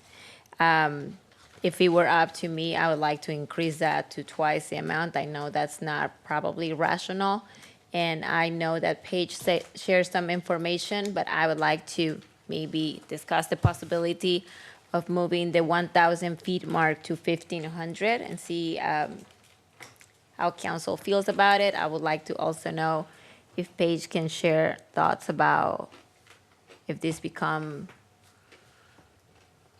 an issue. Like, I don't want to look like I am pushing all, I don't want to say anything else.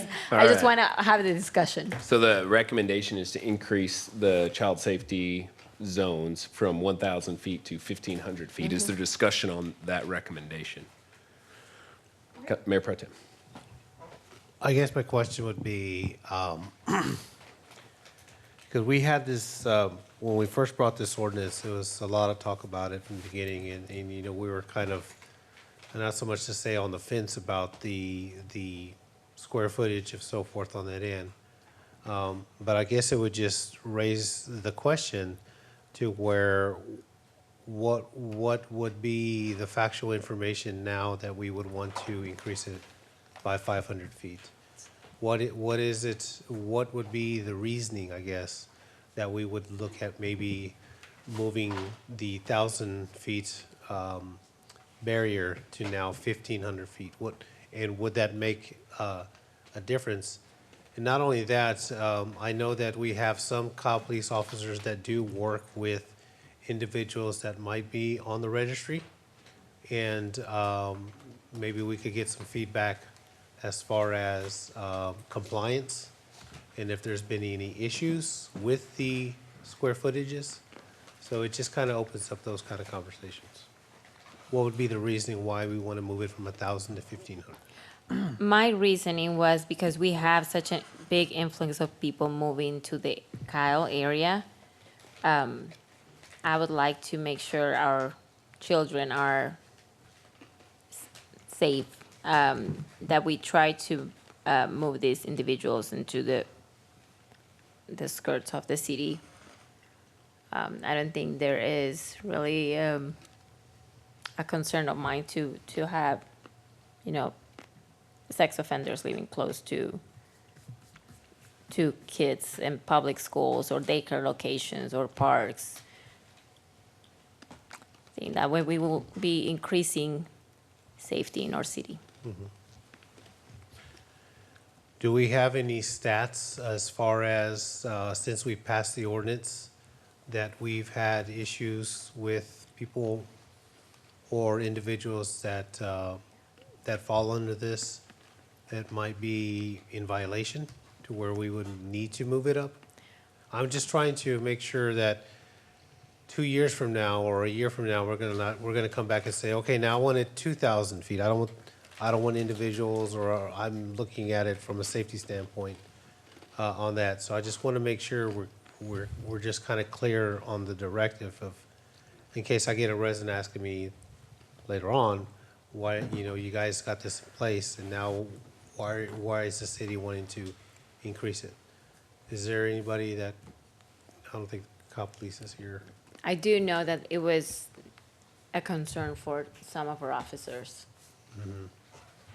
Councilmember Flores-Cal. Thank you. All right, there's a few things, I remember this like it was yesterday. A few things I want to make mention of is this is not just for sex offenders in general. This is for sex offenders to youth. Okay, so I think at the time we were all like, we could do 2,000 feet. We just want to keep the kids safe. And so I think we settled with the 1,000 feet. But adjusting to growth, I think it's important. We're going to have more schools. We know we have more parks. We're going to have more kids. That we just be open-minded and say, okay, so what does this look like? It would have been a little bit helpful if we had KPD here to give us any kind of feedback that they might have regarding the experience with the program. So I hate to even use this word, if we want to table it until we can get some feedback, and because I'm interested in doing it, but I don't want to do it just to be difficult. This is never about keeping people away, and always about keeping our most vulnerable residents safe. And so, we can table this until we get data from KPD regarding on how many sex offenders we had back in 2020. Now we have to the ones we have now.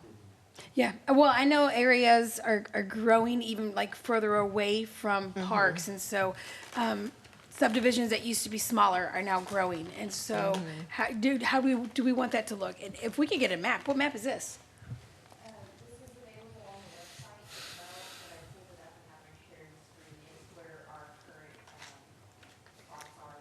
And there's backup material that shows Okay. how would it look with 1,500 and 2,000. Okay.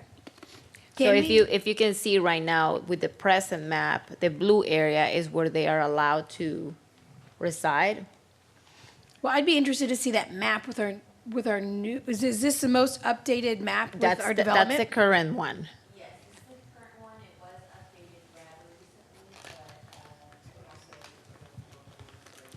But if you go to the backup and look at 1,500, then we will be limiting basically to the outsides of the city.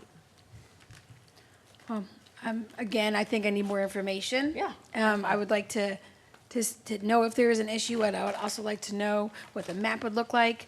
That's it. I'd like to make a motion to postpone. Second. All right, the motion by Councilmember Flores-Kale is to postpone, seconded by Councilmember Parsley. Is there discussion on the motion? Just a same thing to say. What's So that? to keep in mind that if people that are, will abuse or if they have some tendency, move further out of the city, there tends to be more violations also outside of the city. So you can cause another problem for the county as well, right? Let them deal with that. So you don't want to just shift, but we can postpone. All right, any further discussion? All those in favor say aye. Aye. All opposed? Nay. Motion carries 5-1. All right, next up is agenda item number 38, presentation on the International Trail Summit. I think there's a request to postpone that to the next Yes, meeting. Mariana from Parks Director requested for this to please be postponed since she has been working really late for the Textravaganza event. To what I said, yes, we could postpone it one All more right. time. Next up is agenda item number 39, consideration of possible action to disannex or discontinue from being part of the city properties. Described in ordinance number 1010, consisting of approximately 62.47 acres of land, repealing ordinance number 1010 and declaring an emergency. I would like to make a motion to approve an ordinance of the city of Kyle, Texas, disannexing and discontinuing approximately 62.47 acres, more or less, described in ordinance number 1010, from being a part of the city and repealing ordinance number 1010, and would like to note in my motion that there is no emergency being declared and the ordinance will come back for second reading if approved. Second. Motion by the mayor, seconded by Councilmember Parsley. Is there discussion on the motion? All those in favor say aye. Aye. All opposed? Motion carries 5-0. Motion to adjourn. Second. We are adjourned.